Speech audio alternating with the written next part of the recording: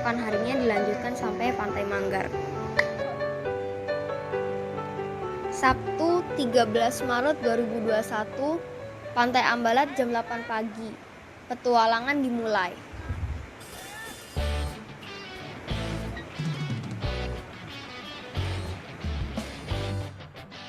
Sepanjang perjalanan, selain laut dan pantai, kami banyak menjumpai hutan bakau dan rumah-rumah panggung penduduk pesisir. Beberapa kali kami menyeberangi muara sungai yang menurut informasi guru kami, di saat pasang akan sulit dilalui.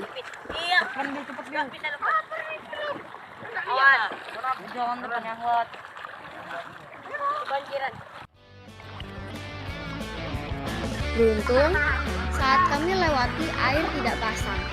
Hanya lumpur-lumpur muara saja yang terasa berat dilewati.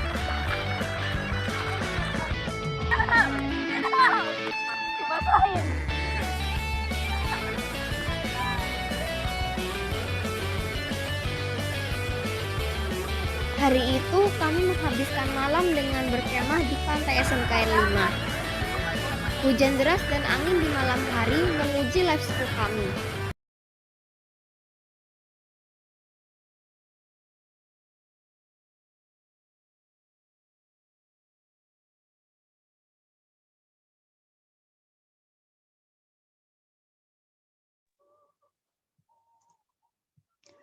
Bismillahirrahmanirrahim. Assalamualaikum warahmatullahi wabarakatuh. Terima kasih kepada ayah bunda yang sudah hadir tepat waktu. Perkenalkan, saya Hamidah, Bunda Raya dan Mailaf, siswa-siswi SM dan SD Sekolah Alam, yang berperan sebagai MC pada hari ini.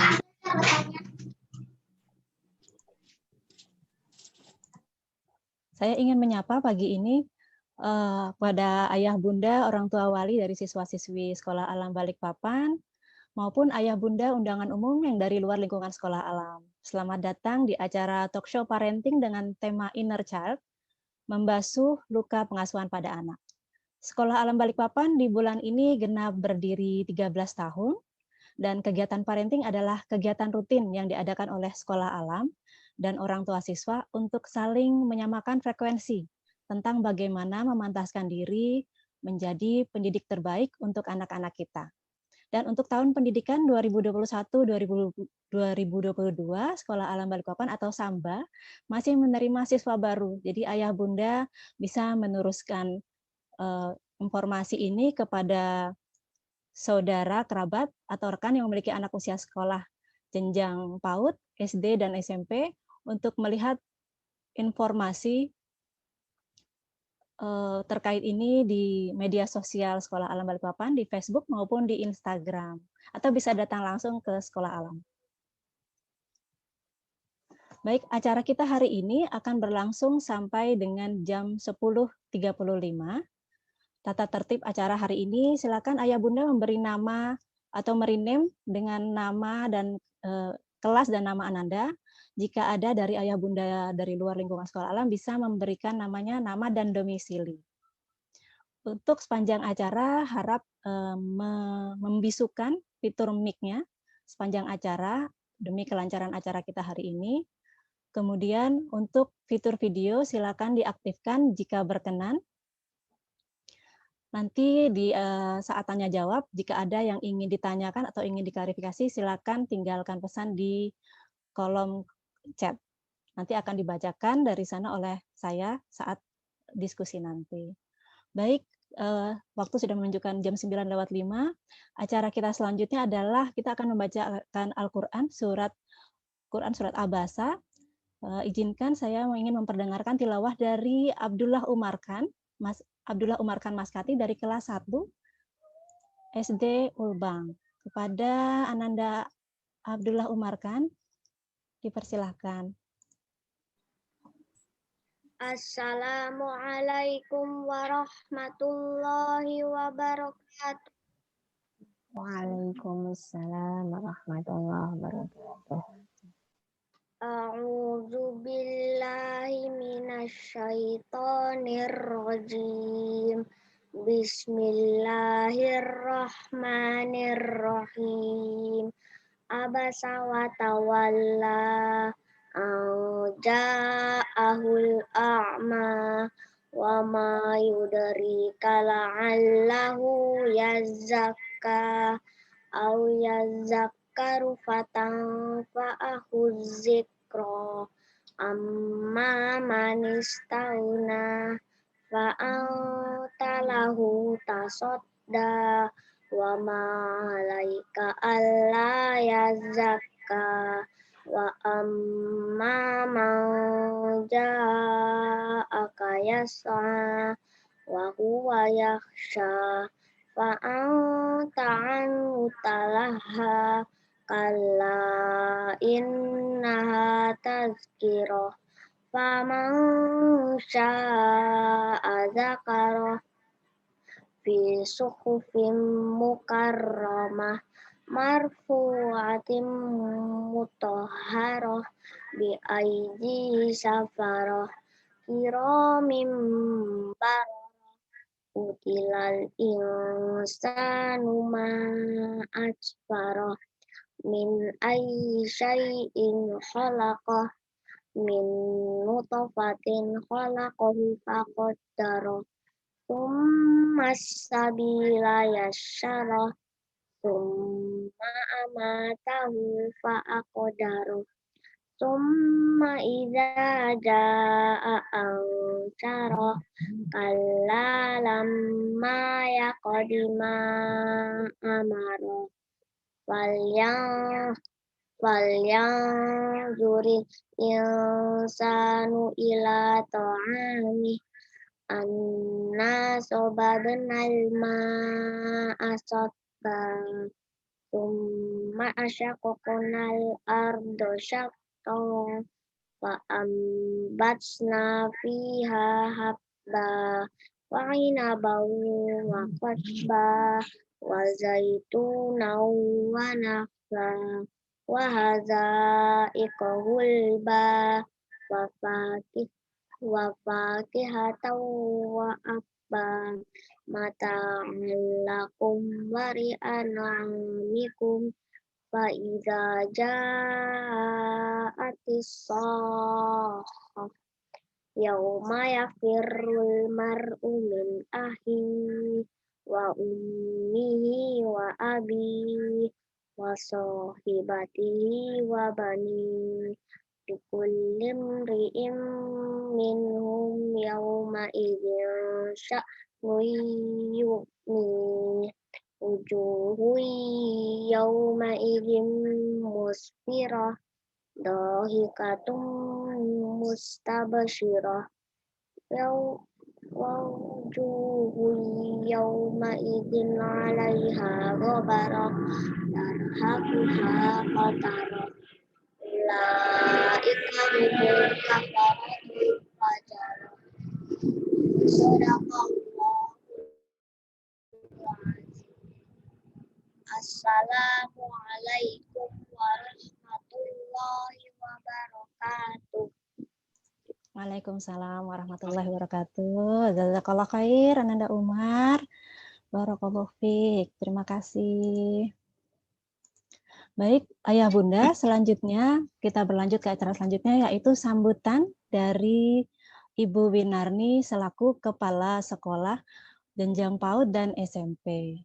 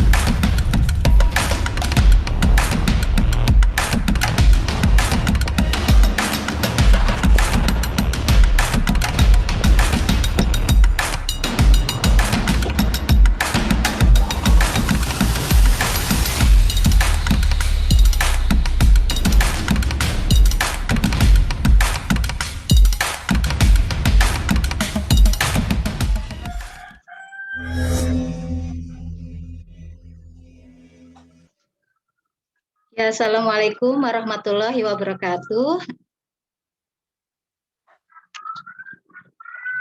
Puji Waalaikumsalam syukur, warahmatullahi mari kita panjatkan kehadirat Allah Subhanahu wa Ta'ala.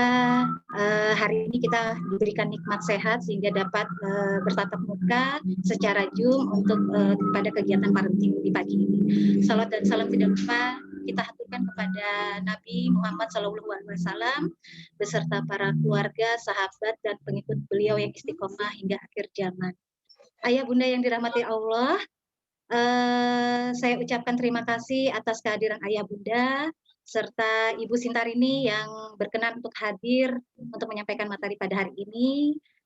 Semoga apa yang disampaikan beliau nanti bisa menambah wawasan keilmuan kita terkait dengan pengasuhan anak-anak kita.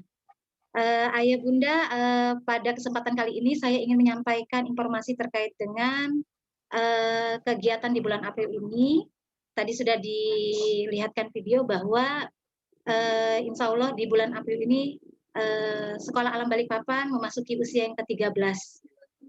Ada beberapa rangkaian kegiatan yang akan dilaksanakan, yaitu tanggal 12 April kita akan melaksanakan yang namanya Tarhib Ramadan, yang insya Allah akan diisi oleh Kak Amir, gitu ya. Diikuti oleh siswa PAUD, SD dan SMP. Dilanjutkan dengan berbagai macam lomba ya untuk ayah bunda serta eksternal sekolah alam. Tanggal 23 kita akan melaksanakan Hari Bumi, penanaman tanaman di sekolah alam, sekaligus juga bersih pantai yang akan dilakukan oleh para guru dan karyawan. Nah, untuk penanaman ini kami juga membuka donasi bibit tanaman bagi ayah bunda yang berkenan untuk mendonasikan ke sekolah alam sehingga kami bisa menanamnya di taman-taman sekolah yang sudah kami plotting gitu ya. Ayah bunda, di puncak acara pilat nanti tanggal 26 April tepatnya di sore hari, nanti kami akan menghadirkan alumni-alumni sekolah alam baik SD maupun SMP, sekaligus juga pengumuman lomba-lomba yang akan dilaksanakan di milad nanti gitu ya, dan sekaligus juga bukber online bersama Ananda ya. Jadi guru akan bukber di sekolah, Ananda silahkan bukber di rumah masing-masing ya. Jadi kita akan bukber online bersama para guru. Memang usia sekolah sekarang udah menginjak 13. Ini sama juga usia-usia anak-anak remaja ya. Pastinya kami juga membutuhkan arahan, masukan, dan saran yang membangun dari ayah bunda semua sehingga sekolah alam ke depannya bisa semakin baik ya, ayah bunda. Demikian saja dari saya, ayah bunda. Semoga dalam rangkaian kegiatan parenting hari ini, jika ada hal-hal yang kurang berkenan, saya atas nama pribadi mohon maaf, dan kami juga berharap parenting hari ini juga bisa memberikan ilmu yang terbaik buat kita semua, para guru serta orang tua. Demikian dari saya, akhiri. Wassalamualaikum warahmatullahi wabarakatuh. Waalaikumsalam warahmatullahi wabarakatuh. Terima kasih Bu Inarni sudah memberikan sambutan dari pihak Sekolah Alam. Kita lanjut ke acara inti pada hari ini, yaitu talk show parenting dengan tema Inner Child, dengan menampilkan pemateri atau narasumber Sintarini, MPSI Psikolog. Saya perkenalkan dulu Teh Sinta. Assalamualaikum Teh Sinta. Waalaikumsalam warahmatullahi wabarakatuh. Kedengaran Alhamdulillah. Bunda Minda? Kedengaran. Ya, alhamdulillah. Baik, saya tampilkan dulu untuk perkenalan ya. Tak kenal maka ta'aruf. Jadi kita kenalkan dulu profil Teh Sinta. Ya, Sintarini MPSI Psikolog. Saat ini sebagai seorang psikolog asosiat di Biro Karakter. Itu ada kontaknya Teh Sinta dan media sosial. Ini pernah menetap berpindah-pindah ya Teh? Ada Balikpapan, Surabaya, sampai ke Busan juga di Korea Selatan. Pengalaman kerja selain juga menjadi psikolog asosiat, juga psikolog sekolah, psikolog anak, dan terapis self-healing dan spiritual speaker. Nah ini self-healing nanti kita akan kenal lagi ya setelah materi hari ini.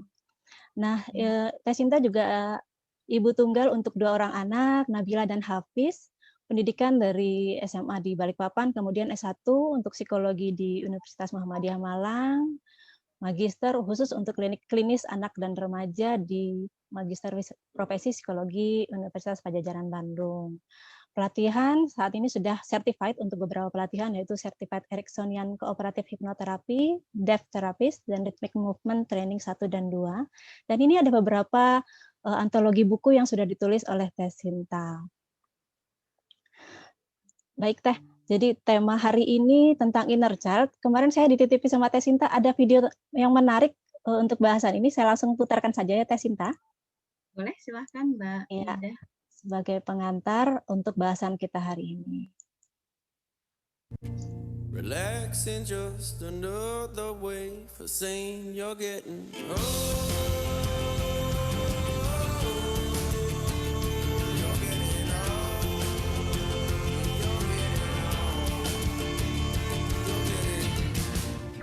if the city shuts down,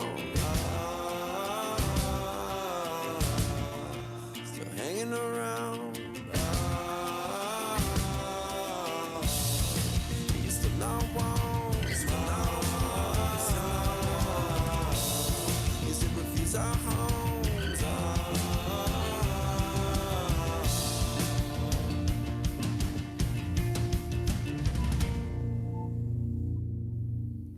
Oh,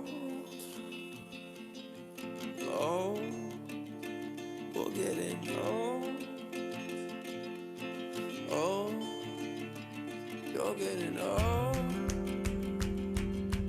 Oh, we're getting old.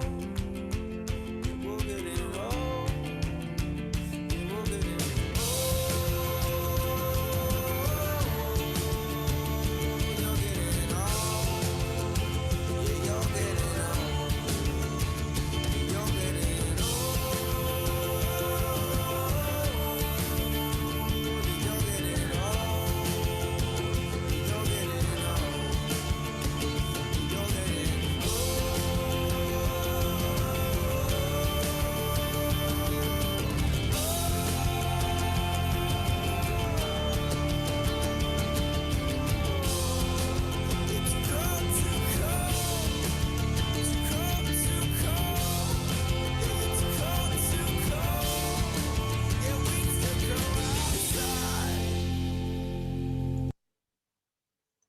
Ya, menarik sekali videonya nih, jadi menggelitik. Sebenarnya ingin disampaikan pesannya apa Teh Sinta dari video tadi?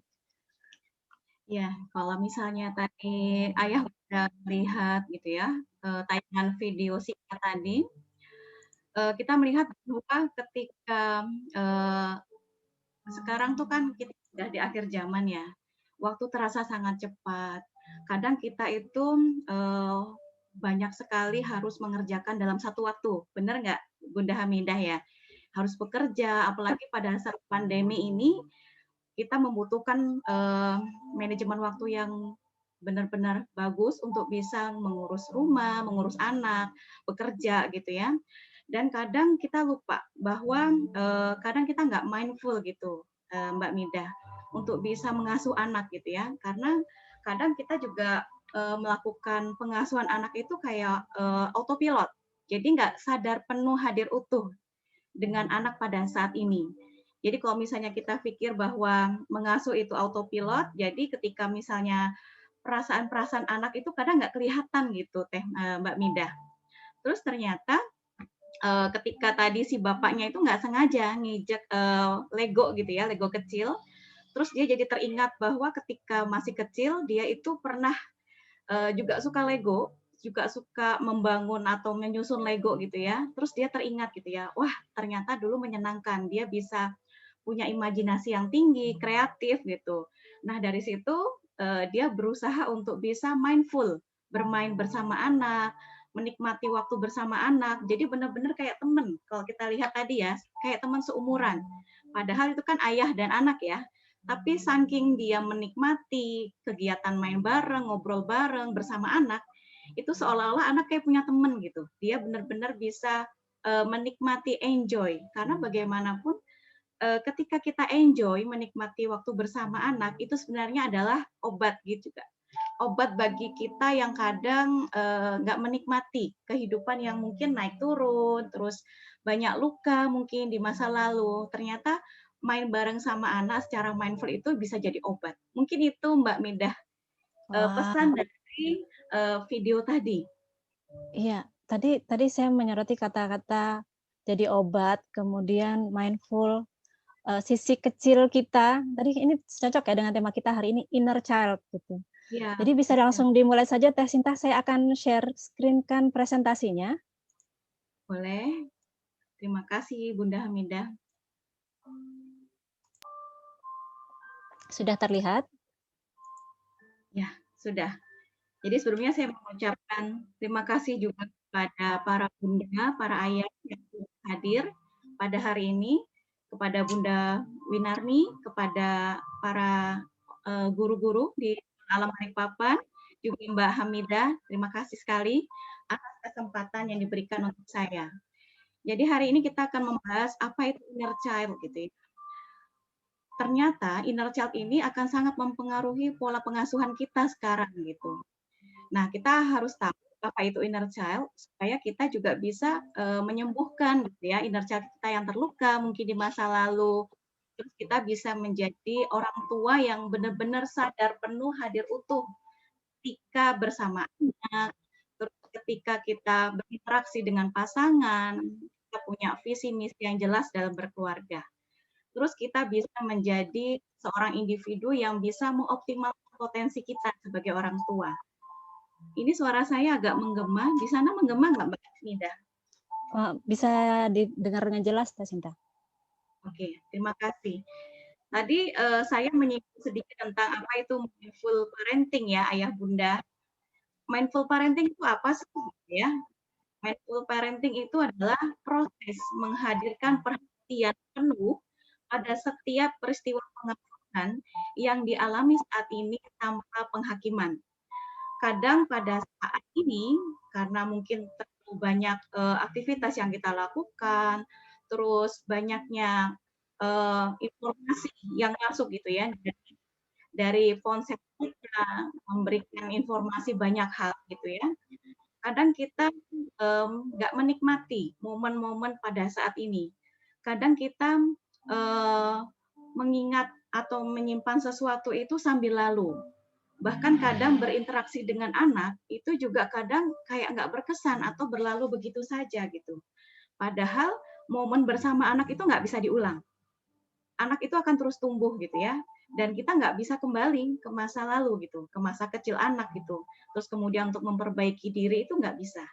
Jadi ketika ayah bunda berada pada saat ini, artinya ayah bunda itu bisa menikmati momen-momen yang ada bersama anak saat ini, bersama pasangan, tanpa harus mencemaskan masa depan, juga tanpa harus terpaku atau menyesali masa lalu. Jadi mindful itu seperti itu. Ketika kita mengasuh anak, kita benar-benar sadar gitu ya, bahkan bahwa saya mengasuh anak. Saya punya misi yang jelas untuk anak. Anak saya punya potensi yang luar biasa yang bisa saya kembangkan. Kita nggak terluka gitu ya, kita nggak memakai kacamata luka ketika kita punya trauma di masa lalu, dan kita juga tidak mencemaskan. Nanti kalau anak saya sekolah gimana ya? Kalau pandemik terus kayak apa ya kita sekolahnya? Nanti anak saya masa depannya seperti apa ya? Nah itu kita tidak mencemaskan hal-hal yang belum terjadi. Jadi kita benar-benar fokus menikmati momen saat ini gitu ya bersama anak, mengasuh anak secara sadar. Karena kalau secara sadar itu kita melihat seluruh aktivitas yang anak lakukan. Bahasa tubuh, kemudian apa sih pesan apa yang ditampilkan oleh anak dari emosi yang ditampilkannya. Kadang mungkin anak bilang enggak mau, enggak suka. Tapi kita nggak tahu kenapa dia bilang seperti itu gitu ya. Ada pesan apa yang memang harus kita penuhi kebutuhan psikologisnya. Oke, selanjutnya Mbak Minda. Ada aspek-aspek yang memang harus kita penuhi ketika kita ingin bisa sadar penuh hadir utuh bersama pasangan dan bersama anak-anak. Di sini dijelaskan ada 5 aspek Bunda Hamidah. Jadi yang pertama itu mendengarkan dengan penuh perhatian. Artinya kita nggak hanya mendengarkan menggunakan telinga, tapi kita menggunakan seluruh indera kita untuk bisa berinteraksi atau koneksi dengan anak. Ketika misalnya anak bicara, kita fokus gitu ya, mendengarkan apa yang dia sampaikan, tanpa kita berusaha sambil mengerjakan pekerjaan yang lain. Kayak misalnya buka HP atau memikirkan pekerjaan gitu ya. Kadang para ayah bunda ketika misalnya bersama anak yang dipikirin pekerjaan gitu ya. Sehingga ketika anak bicara, kita nggak menangkap inti pesan yang disampaikan apa. Kadang kita berusaha untuk bisa memaksakan keinginan kita kepada anak tanpa berusaha untuk mengetahui dulu gitu apa yang ingin disampaikan oleh anak gitu ya. Yang kedua adalah tidak menghakimi diri sendiri dan anak. Kalau kita punya pengalaman yang tidak menyenangkan di masa lalu, kadang kita menjadi merasa bersalah dengan diri kita sekarang. Apalagi kalau misalnya ayah bunda nggak sengaja memarahi anak gitu ya, terus muncul penyesalan kepada anak. Tapi itu terus berulang gitu ya, punya pola yang berulang. Nah, akhirnya kita menghakimi diri sendiri kadang seperti itu. Kok saya itu ibu yang pemarah ya? Kok saya ini ayah yang tidak punya waktu untuk anak-anak ya? Seperti itu. Jadi menghakimi diri sendiri justru malah membuat kita jadi nggak berdaya gitu. Nggak punya kekuatan untuk bisa merubah. Tapi kalau misalnya kita merasa bahwa oke, saya punya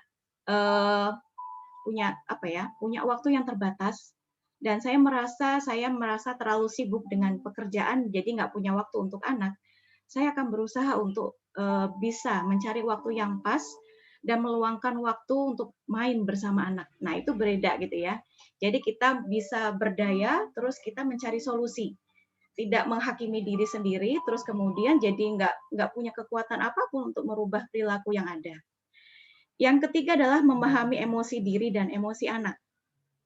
Kalau kita punya inner child yang terluka di masa lalu, artinya ada emosi yang tertahan, ada emosi yang belum dituntaskan, sehingga itu akan berpengaruh pada pengenalan emosi kita, bagaimana cara kita mengelola emosi diri kita, sampai bagaimana cara kita mengenali emosi anak, dan juga membantu dia mengelola emosi.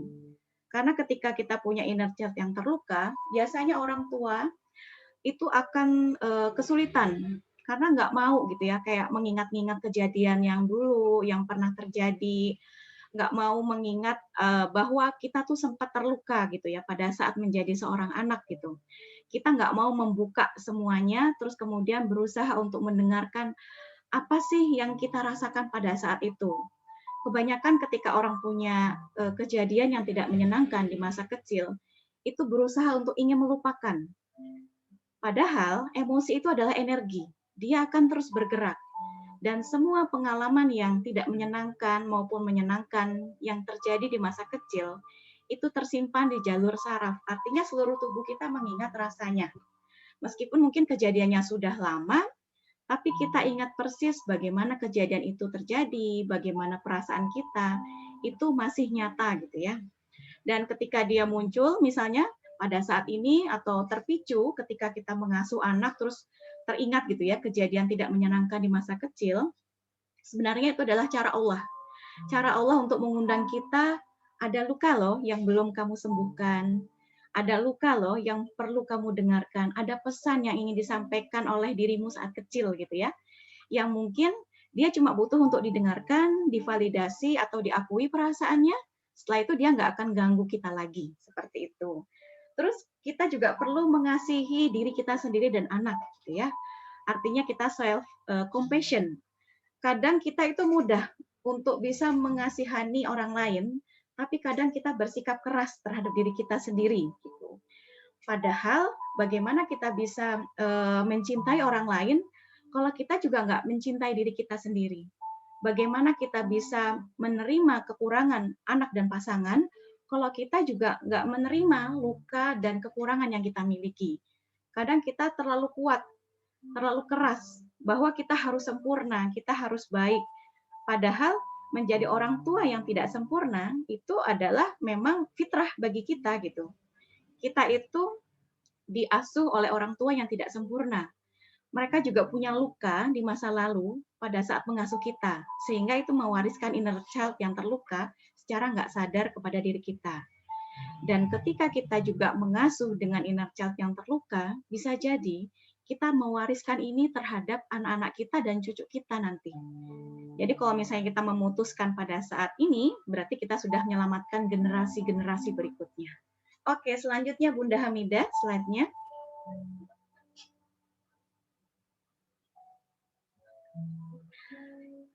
Ada seorang ahli mengatakan bahwa Jeffrey Young, masalah yang kita hadapi dalam pertemanan, pekerjaan, percintaan, rumah tangga, pendidikan, dan pengasuhan anak, jika ditelusuri terkait dengan masalah pengasuhan dan relasi di masa lalu.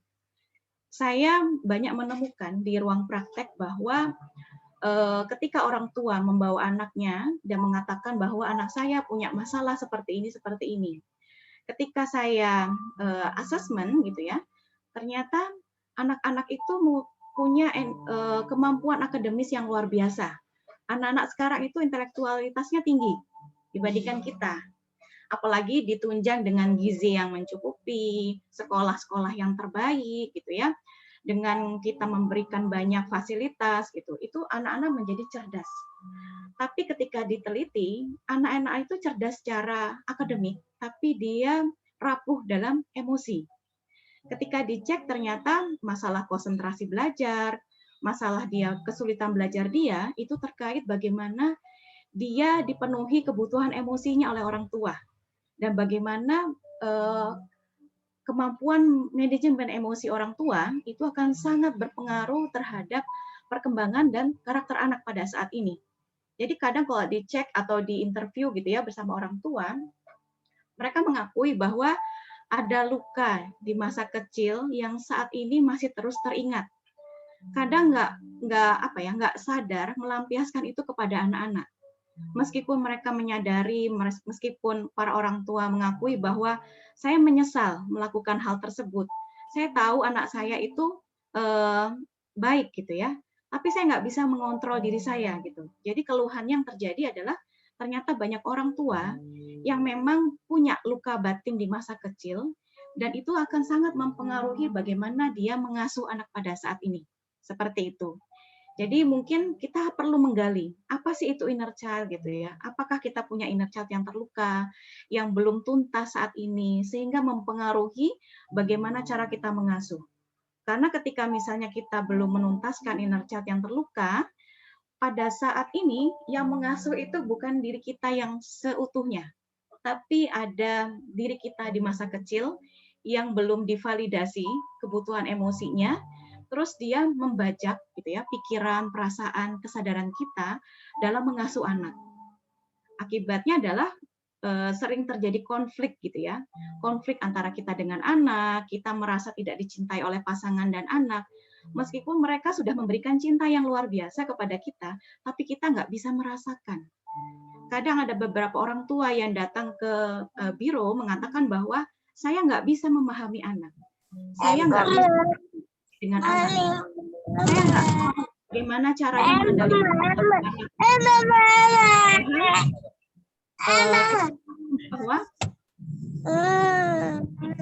bisa ya. Oke.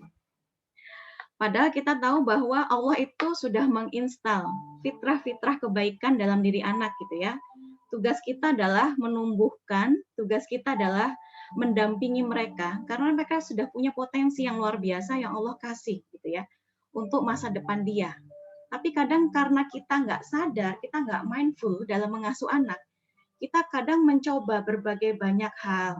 Kita mencoba untuk bisa anak-anak itu melakukan aktivitas yang mungkin nggak sesuai dengan keinginan dia gitu, tapi kita paksakan. Nah, ketika anak sudah muncul energi yang besar ketika dia tumbuh gitu ya pada saat SD, SMP, SMA dan kuliah, terlihat bahwa anak mulai memberontak gitu ya. Terlihat bahwa anak nggak suka, dia menunjukkan protesnya. Nah, di saat itu kita sudah kaget gitu ya, shock banget. Kadang orang tua mengatakan begini, saya sudah sekolahkan kamu di sekolah yang terbaik. Saya sudah memberikan kamu fasilitas yang terbaik. Saya sudah memberikan cinta yang luar biasa kepada kamu. Tapi kenapa kamu melakukan hal-hal yang menyakiti orang tua? Kadang itu yang dialami atau dirasakan oleh orang tua gitu ya ketika datang ke biro. Mereka kecewa dengan anak-anak. Dan ketika digali, ternyata anak-anak juga banyak melakukan perilaku yang nggak sesuai dengan harapan orang tua. Itu sebenarnya adalah untuk sebagai bentuk protes gitu ya, bentuk protes dia bahwa ada banyak kebutuhan psikologis, emosi yang nggak pernah diterima atau diabaikan oleh orang tua. Karena mungkin orang tua hanya fokus bagaimana anak cerdas secara akademik gitu ya. Mereka mengatakan bahwa kalau kamu mau sukses di masa depan ya kamu harus sukses akademik gitu ya. Padahal anak itu punya kebutuhan yang sangat kompleks gitu ya, yang sangat kompleks sekali. Ada kebutuhan emosi yang harus dipenuhi, ada kebutuhan sandang pangan yang harus dipenuhi, ada kebutuhan pendidikan yang harus dipenuhi. Kadang kita hanya fokus pada pendidikan, pada fokus pada sandang pangan gitu ya, tapi ternyata ada kebutuhan kayak emosi, kemandirian, hal-hal lain yang ternyata itu penting buat masa depan anak dan karakter anak gitu. Oke, selanjutnya Bunda Hamidah. Semoga nggak terlalu cepat ya Bunda Hamidah. Boleh di ini ya Bunda, di apa ya? Dikoreksi kalau memang saya terlalu cepat menyampaikan. Oke. Sekarang kalau misalnya Ayah Bunda lihat gitu ya, anak-anak SMP, anak-anak SMA itu sudah mulai banyak dia curhat gitu di media sosial. Mengatakan bahwa orang saya itu toksik banget gitu. Orang tua saya itu nggak memahami saya gitu. Artinya kalau misalnya anak-anak sampai curhat ke media sosial gitu ya, artinya dia ada rasa nggak nyaman untuk curhat ke kita. Terus apa sih sebenarnya toxic parent itu gitu? Karena kita perlu mengetahui makna ini supaya kita bisa refleksi diri. Apakah kita juga mungkin toksik juga gitu ya, punya toksik juga, sehingga ketika mengasuh anak kita menggunakan cara-cara toksik gitu ya untuk mengasuh mereka, dan mereka berani untuk mengungkapkan perasaannya di media sosial gitu. Karena mungkin selama ini kita nggak pernah mendengarkan perasaannya seperti itu. Oke, di sini toxic parent adalah orang tua yang tidak menghormati dan memperlakukan anaknya dengan baik sebagai seorang individu. Artinya kalau misalnya kita bilang sebagai seorang individu, anak itu punya kelebihan dan kekurangan gitu ya. Kadang kita hanya menginginkan kelebihannya saja.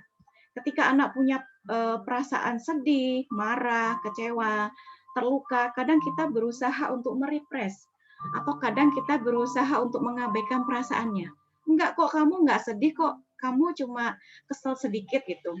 Kamu harus semangat ya gitu. Kamu harus bahagia gitu. Jadi kadang kita enggak bisa ketika misalnya melihat anak-anak itu mengalami emosi yang tidak menyenangkan. Padahal emosi itu punya pesan bahwa ada kebutuhan yang tidak dipenuhi atau belum dipenuhi oleh kita, sehingga itu muncul gitu ya. Jadi kita itu punya perasaan emosi positif dan emosi negatif gitu. Setiap emosi punya pesan dan baik untuk kesehatan jiwa kita, untuk kebahagiaan kita.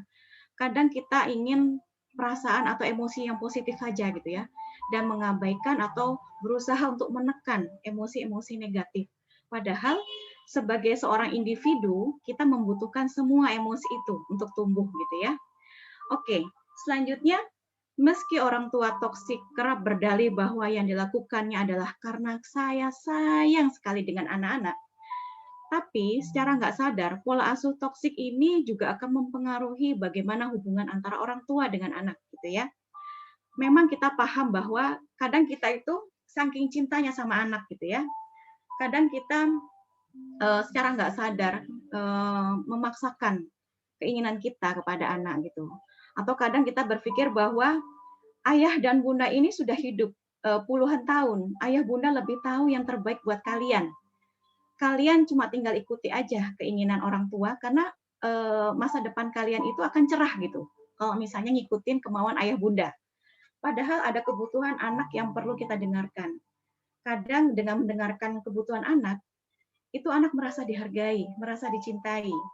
Ketika sudah diberi kesempatan, ketika sudah dicintai, anak itu akan lebih mudah kok sebenarnya mengikuti apa yang kita inginkan gitu.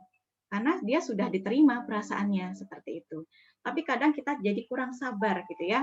Kurang sabar ketika harus mendengarkan perasaan anak gitu ya. Karena kita merasa bahwa saya nggak punya waktu untuk bisa mendengarkan secara full. Karena anak-anak tuh kadang ngomongnya itu suka kemana-mana.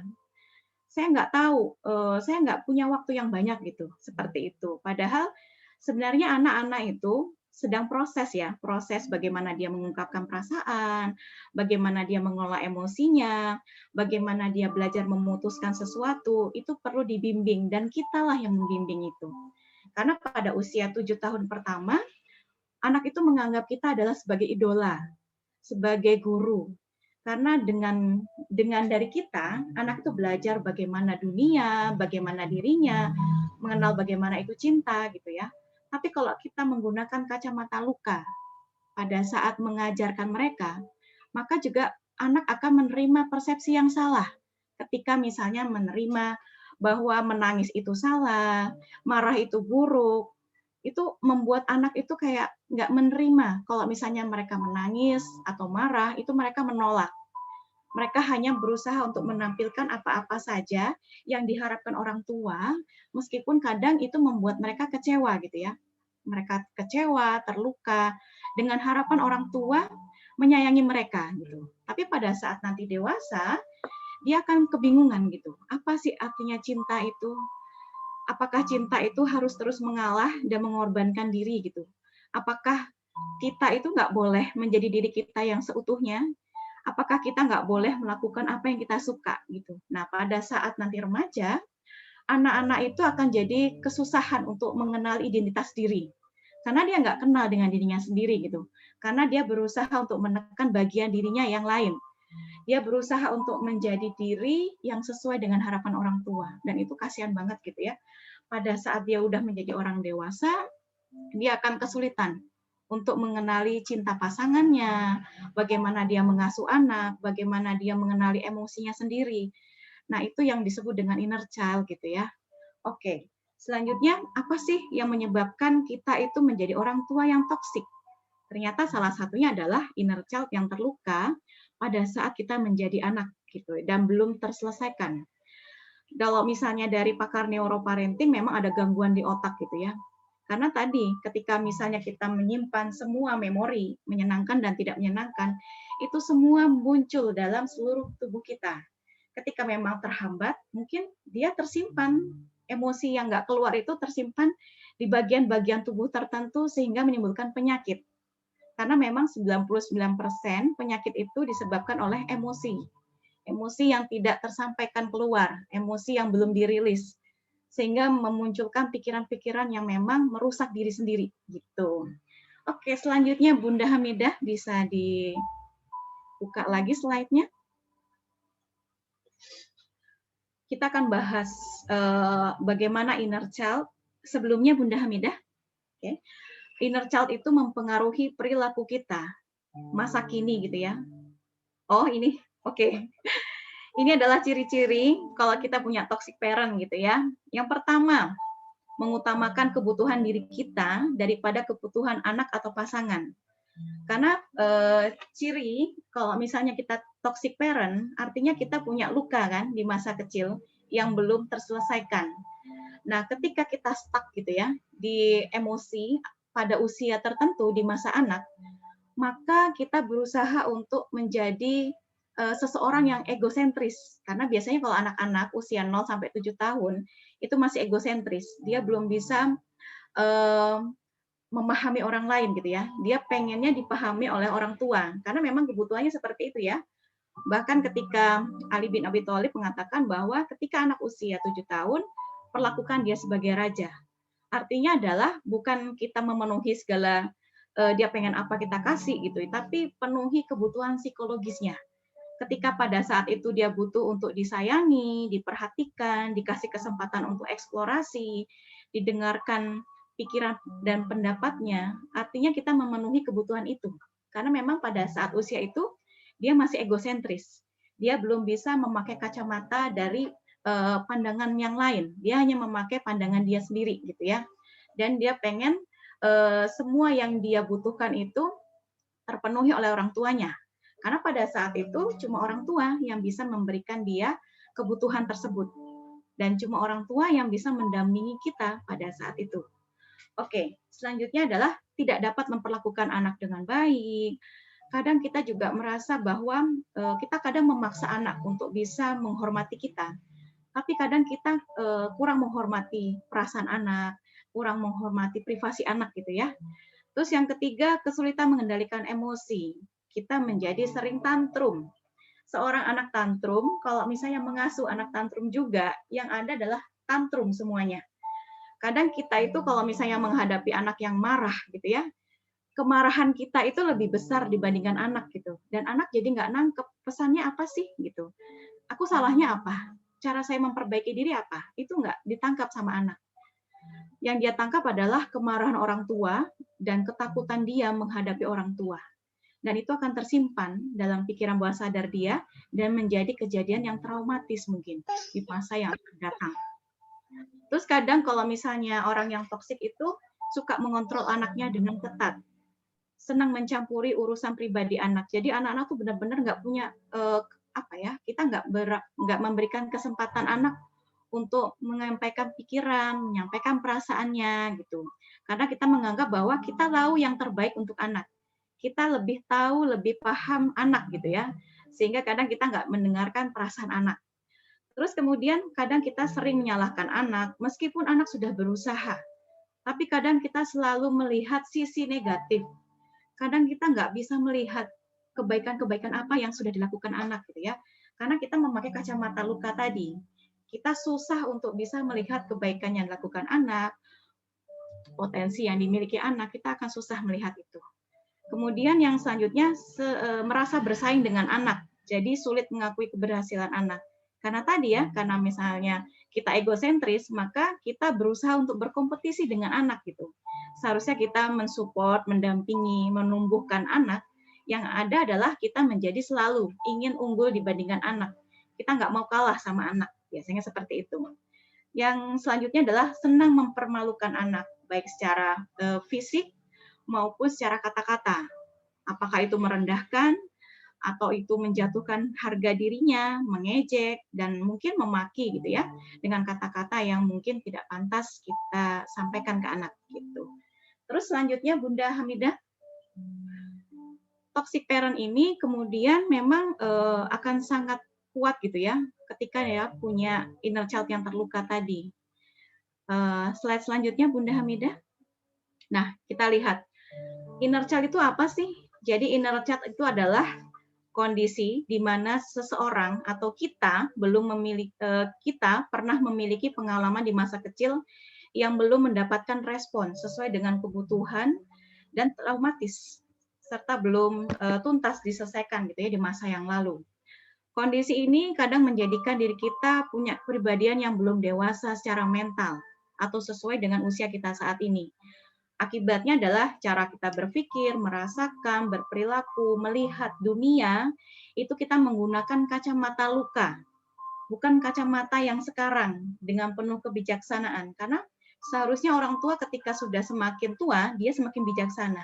Tapi ini enggak, dia semakin kekanak-kanakan, dia semakin enggak matang, karena tadi dia punya inner child terluka yang belum diselesaikan. Dan akhirnya dia berusaha untuk fokus memenuhi kebutuhan emosinya sendiri, bersikap egosentris, cenderung emosi negatif, kurang mampu mengelola konflik, dan impulsif. Artinya ketika melakukan sesuatu, dia nggak berpikir dulu gitu ya. Karena memang orang-orang yang punya inner child yang terluka, biasanya dia di dalam otak ini ada yang namanya otak berpikir di bagian depan, prefrontal cortex, dan ada juga otak reptil. Nah, otak reptil ini biasanya akan on gitu ya, nyala terus gitu ketika misalnya kita punya inner child yang terluka. Karena kita menganggap bahwa semua ini adalah lingkungan yang tidak aman buat saya. Dunia ini berbahaya buat saya. Dunia ini tidak mendukung saya. Saya selalu terpuruk. Saya selalu tidak beruntung. Nah, seperti itu. Jadi ketika misalnya anak melakukan sesuatu, itu kita sudah langsung reaktif, kita langsung memberikan respon tanpa ada proses berpikir dulu di otak berpikir, sehingga yang muncul adalah konflik, anak marah gitu. Jadi memang akan terus berpola seperti ini. Jadi kenapa sih inner child itu akan mudah terpicu ketika dia mengasuh anak gitu ya? Karena pada saat menjadi anak ada emosinya yang belum terselesaikan. Ada emosinya yang masih tersimpan dalam pikiran bawah sadar, ada luka ya dan belum dituntaskan. Pada saat mengasuh anak biasanya ini akan muncul gitu ya. Misalnya gini, Bunda Hamidah bisa di slide berikutnya.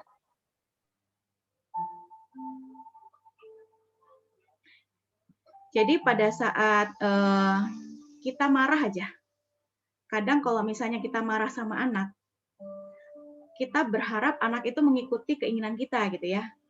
Tapi yang muncul adalah kadang anak itu ikut marah. Kadang anak nggak mengerti pesan yang ingin kita sampaikan itu apa. Bahwa dia melakukan kesalahan, bahwa dia melakukan perbuatan yang tidak sesuai dengan harapan kita gitu. Tapi kadang kita itu marahnya itu nggak sesuai dengan situasi atau kejadian di mana anak membuat kesalahan. Misalnya anak nggak sengaja menumpahkan atau memecahkan sesuatu. Karena mungkin dia terburu-buru gitu ya. Terus reaksi kita biasanya adalah marah besar. Padahal pada saat kita sudah lebih tenang, kita berusaha untuk paham bahwa anak saya sebenarnya melakukan kesalahan yang nggak terlalu besar. Tapi kok saya bisa marah seperti itu ya? Marah yang benar-benar meledak dan kadang kayak nggak masuk akal seperti itu. Nah ternyata sebenarnya kemarahan kita kepada anak itu sebenarnya bukan kemarahan pada situasi yang saat ini saja, tapi ada kemarahan di masa kecil yang belum tuntas, ini mendominasi kemarahan kita pada saat ini. Akibatnya adalah ketika kita marah, energi emosi yang kita pendam selama ini itu keluar. Sehingga kalau misalnya kita seharusnya marah sama anak itu sekitar 10% gitu ya, dengan kesalahan yang mungkin nggak terlalu besar atau sepele, kita marahnya 100%. Jadi 90% kemarahan ini kita dapat sumbangan dari emosi marah ketika kita masih kecil. Yang mungkin belum pernah didengarkan orang tua, atau berusaha untuk ditekan orang tua. Kamu nggak boleh marah, anak soleh nggak boleh marah, anak cakep nggak boleh marah, anak baik nggak boleh marah. Akhirnya kita terus tekan. Pada saat anak itu membuat kesalahan, kita marah. Nah, marahnya itu besar sekali. Seolah-olah tuh kayak anak melakukan kesalahan yang besar. Padahal mungkin kesalahannya sepele. Jadi kita keluar. Emosi itu keluar pada saat terpicu oleh kejadian-kejadian yang mungkin mirip ketika kita masih kecil gitu ya. Seperti itu. Inner child itu ada dua. Nggak semua inner child itu terluka, tapi ada juga inner child yang positif. Kalau tadi teman-teman atau ayah bunda sudah melihat tayangan video sebelumnya, kita melihat bahwa pada saat kita menjadi seorang anak, ketika kita diberi kesempatan untuk eksplorasi, kita diberi kesempatan untuk mengenal dunia dengan cara kita menjadi lebih kreatif, kita menjadi berimajinasi yang tinggi.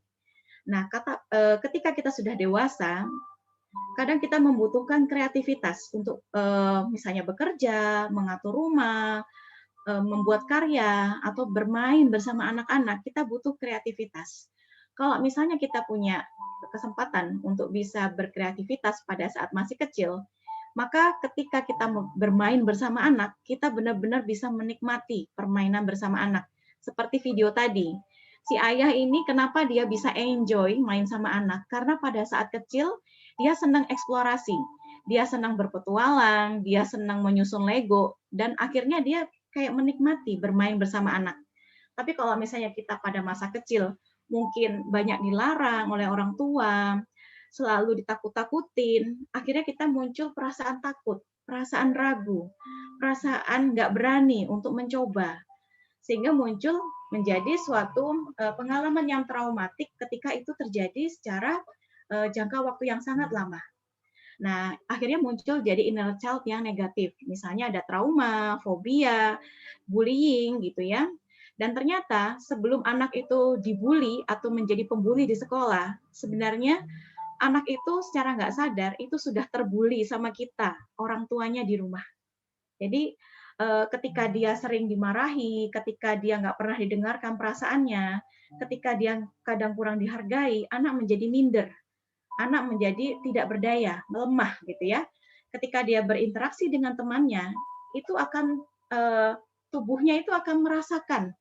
Ketika misalnya dia ngomong sama temannya, dia nggak punya keberanian untuk menyampaikan pendapat, dia menjadi tidak percaya diri, dan akhirnya dibully lah sama teman-temannya. Karena itu sudah jadi pola. Ketika anak sering dibully di rumah, itu akan terbawa pada saat dia berinteraksi dengan teman-temannya di sekolah. Jadi dicek lagi ya ayah bunda, apakah kita secara nggak sadar pernah ngebully anak gitu ya, dengan kata-kata, dengan bahasa tubuh kita, dengan ekspresi wajah kita, dengan apapun lah sikap kita yang mungkin secara nggak sadar pernah kita lakukan. Oke, selanjutnya Bunda Hamidah. Nah, kadang apa yang Bunda Hamidah pahami tentang marah? Kalau misalnya anak melakukan kesalahan, terus kita marah, sebenarnya apa yang Bunda ingin sampaikan, Bunda Hamidah, ketika Bunda marah gitu? Mungkin Bunda Hamidah bisa sharing. Iya, iya. Kalau misalnya kalau orang tua marah atau menegur anak kan sebenarnya menegurnya tuh pengen selalu dengan dalih negurnya tuh sayang, sebenarnya ini wujud sayang gitu. Ya. Itu yang umumnya biasanya yang kita katakan sama anak-anak. Iya, sayang, tapi ternyata mungkin cara kita menyampaikannya itu tidak dibarengi dengan pengelolaan emosi yang baik ya Bunda Hamidah. Akibatnya kita melampiaskan kemarahan secara nggak efektif gitu, nggak fungsional, sehingga pesan yang ditangkap anak itu nggak akan sampai gitu. Misalnya Bunda ingin menasehati, ada perilaku anak yang mungkin nggak baik, supaya dia nggak melakukan itu kembali, maka kita menasehati gitu ya. Maksudnya seperti itu, sebagai bukti kasih sayang kita kepada anak. Tapi yang dilihat anak adalah, bunda ayah ini marah sama aku ini selalu salah, aku ini tidak becus, aku ini tidak berguna, aku selalu salah. Itu yang dilihat oleh anak gitu. Karena dia nggak menangkap pesan yang dia sampaikan, apa yang dia terima gitu ya dari orang tua. Dia punya otak reptil, ketika misalnya orang tua marah, yang ada adalah otak reptil ini menguasai dirinya. Dia akan berusaha untuk 3 hal, biasanya kalau misalnya anak dimarahi. Yang pertama itu dia freeze, dia diam membeku, dia nggak berdaya. Dia nggak punya keberanian untuk bisa menyampaikan kesedihannya gitu ya. Yang kedua itu biasanya dia flight atau lari dari masalah. Ketika kita marah, kadang beberapa anak yang sudah remaja, itu dia akan pergi ke kamar banting pintu gitu ya. Atau dia fight, misalnya dia berani melawan. Ketika dimarahi, dia balik marah gitu ya. Biasanya anak-anak yang memang sering dimarahi dan akhirnya dia jadi pemarah gitu ya, dia berani mengungkapkan. Karena sebenarnya marah itu adalah respon emosi yang normal, sama seperti kita merasa bahagia, sedih, kecewa, terluka. Tapi kadang marah ini menjadi suatu masalah. Karena ketika masih kecil, ketika kita marah karena memang ada hak yang kita miliki terus dilanggar oleh orang tua kita, kita marah. Marah itu sebenarnya kita mengungkapkan ada kebutuhan kita atau ada hak kita yang orang tua ambil tanpa izin kita. Sebenarnya itu pesannya. Tapi kadang orang tua kita pada saat kecil menganggap bahwa marah itu nggak baik. Marah itu adalah perilaku yang tidak sopan. Jadi orang tua akan berusaha untuk menekan supaya kita nggak marah. Atau malah kita dimarahi balik gitu ya. Nah ternyata di balik kemarahan kita pada diri sendiri dan kepada anak, itu sebenarnya tersimpan luka yang belum disembuhkan dan belum kita terima. Di dalam ini kita lihat ya, ada gunung es yang mungkin muncul dalam perilaku kita adalah marah gitu ya, entah marah pada diri sendiri, marah pada pasangan, atau marah pada anak. Tapi sebenarnya yang di dalamnya atau emosi yang tersimpan di dalam kemarahan kita itu ada perasaan bersalah, sedih, kesepian, mungkin merasa diabaikan pada saat masih kecil, ada perasaan nggak berharga, kurang dihargai, ditolak, atau dipermalukan. Sehingga ini munculnya marah gitu. Kenapa harus marah gitu ya? Karena pada saat anak-anak, kita nggak pernah tahu bagaimana cara mengelola emosi yang tepat. Kita nggak kenal beragam emosi gitu ya. Jadi yang dilakukan adalah marah. Marah itu adalah bentuk komunikasi bahwa saya nggak tahu apa yang saya rasakan ini. Ini membuat saya gelisah, ini membuat saya nyaman. Saya nggak tahu perasaan ini apa, dan saya nggak tahu cara saya bisa diterima oleh orang tua dengan perasaan ini seperti apa. Seperti itu. Kadang memang kita perlu menggali sebenarnya marah yang kita rasakan ini marah karena masa lalu kita atau marah karena memang perbuatan si anak gitu ya. Jadi kita perlu berpikir dulu sebelum marah. Kadang kita perlu berubah posisi dulu gitu ya. Karena pada saat kita berubah posisi kita menjadi lebih rileks. Pada saat kondisi lebih rileks kita akan dibuat sama Allah itu ya, dibuat sama Allah kita lebih tenang, lebih rileks sehingga kita mampu menggunakan proses berpikir di otak prefrontal cortex sehingga kita berusaha untuk memadamkan otak reptil yang tadi sifatnya itu dia reaktif, dia suka marah tanpa harus berpikir atau bersikap sangat kasar kepada anak. Tapi habis itu kita menyesali gitu ya. Jadi ada proses berpikir dulu. Saya marah kenapa ya? Marah karena saya kecewa sama suami, marah karena saya nggak bisa melakukan yang terbaik hari ini, atau marah karena memang anak melakukan kesalahan. Nah, itu perlu kita pahami dulu gitu ya sebelum kita marah. Kita kenali dulu apa yang menjadi penyebab kita marah. Terus kita terima dulu, kalau memang kita kesel atau marah berarti ada sesuatu. Ada hak kita yang mungkin nggak kita dapatkan, entah dari pasangan, entah dari anak, entah dari orang lain gitu, sehingga muncul marah seperti itu. Oke, selanjutnya Bunda Hamidah, saya punya waktu berapa menit lagi Bunda? Iya, ini sudah masuk ke sesi diskusi, jadi Ayah Bunda silakan jika ada pertanyaan langsung diketik saja di kolom chat, sambil Teh Sinta menyelesaikan ya bahasannya, kita sambil tunggu. Silakan. Oke. Selanjutnya Bunda, ya mungkin ini slide terakhir yang akan saya bahas nanti bisa Ayah Bunda baca sendiri ya. Jadi kalau kita lihat gitu ya dari perkembangan psikososial dari Erik Erikson, dengan mengenali tahapan perkembangan ini kita akan bisa mengetahui kita itu punya luka atau inner child terluka itu di usia berapa. Kadang kita lupa kejadiannya gitu ya. Tapi kadang kita masih ingat bagaimana rasanya perasaan itu. Tadi saya sampaikan bahwa pada saat usia 7 tahun pertama, anak itu akan menyerap secara utuh, bulat-bulat gitu ya, nggak ada filter. Apa yang kita sampaikan, apa yang kita lakukan terhadap anak, bagaimana cara kita merespon kebutuhan anak, bagaimana kita memberikan kebutuhan anak, itu akan tersimpan dalam pikiran bawah sadar anak. Anak mengenal dunia, anak mengenal dirinya sendiri, anak mengenal cinta itu dari kita, caretaker kita gitu ya. Kita tuh sebagai caretaker, kita tuh menjadi orang yang satu-satunya yang utama dalam membentuk anak gitu ya. Pada saat kita memberikan kebutuhan pada si anak, nah ini kita perlu melihat apakah dalam tahapan ini kita sudah penuhi apa belum. Misalnya yang pertama, ini adalah usia 0 sampai 1 tahun. Trust gitu ya. Ketika seorang bayi yang menangis, kemudian kita tuh datang gitu ya, mengecek apakah anak saya haus, apakah anak saya perlu diganti popoknya, apakah anak saya pengen digendong supaya nyaman gitu ya.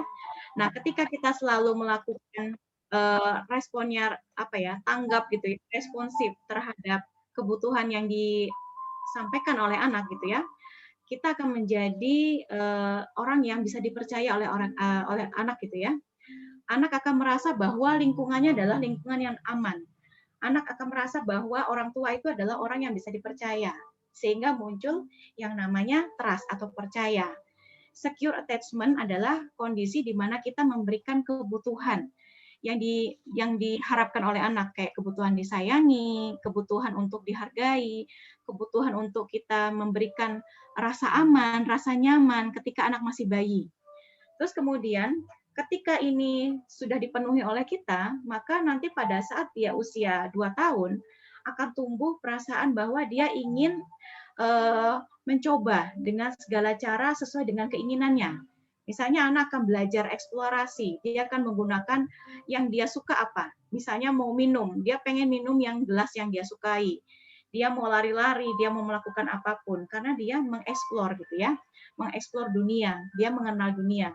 Kalau kita pada saat itu memberikan kesempatan kepada anak, artinya kita memberikan dia kemudahan untuk bisa menjadi dirinya sendiri, menjadi mampu gitu ya, dan muncul ada perasaan dia mampu gitu ya, dia senang. Tapi kalau misalnya kita sering melarang, sering menakut-nakuti anak, sering marahi anak gitu ya, yang muncul adalah dia takut, dia malu, dia merasa tidak mampu, karena akhirnya jadinya dia tumbuh menjadi anak-anak yang kalau misalnya ini dia stuck gitu ya di usia 2 tahun, ini akan berlanjut di usia 3 tahun, kemudian usia SD sampai remaja. Kalau yang di atas kayak misalnya trust, otonomi, inisiatif, industri, dan identity, ini adalah kebutuhan yang kita sudah penuhi dalam diri anak gitu ya. Sehingga dia muncul perilaku-perilaku yang sesuai dengan fitrahnya anak gitu. Tapi kalau mistrust, shame, merasa bersalah, merasa rendah diri, bingung identitas, krisis identitas, itu adalah ketika kita tidak memberikan secure attachment, kesempatan, dukungan, validasi, dan penerimaan, nanti dia akan muncul masalah-masalah yang ada di bawah ini.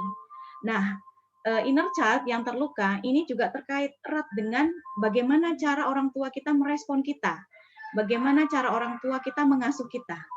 Karena secara nggak sadar, kalau misalnya orang tua misalnya nggak memberikan kita kepercayaan, nggak memberikan kita kesempatan, akhirnya kita menjadi malu, kita sering merasa bersalah, kita merasa rendah diri, kita merasa nggak mampu. Kadang kita bingung, pada saat remaja kita bingung, saya ini mau kuliah apa ya? Saya pada saat kerja nanti mau jadi apa ya?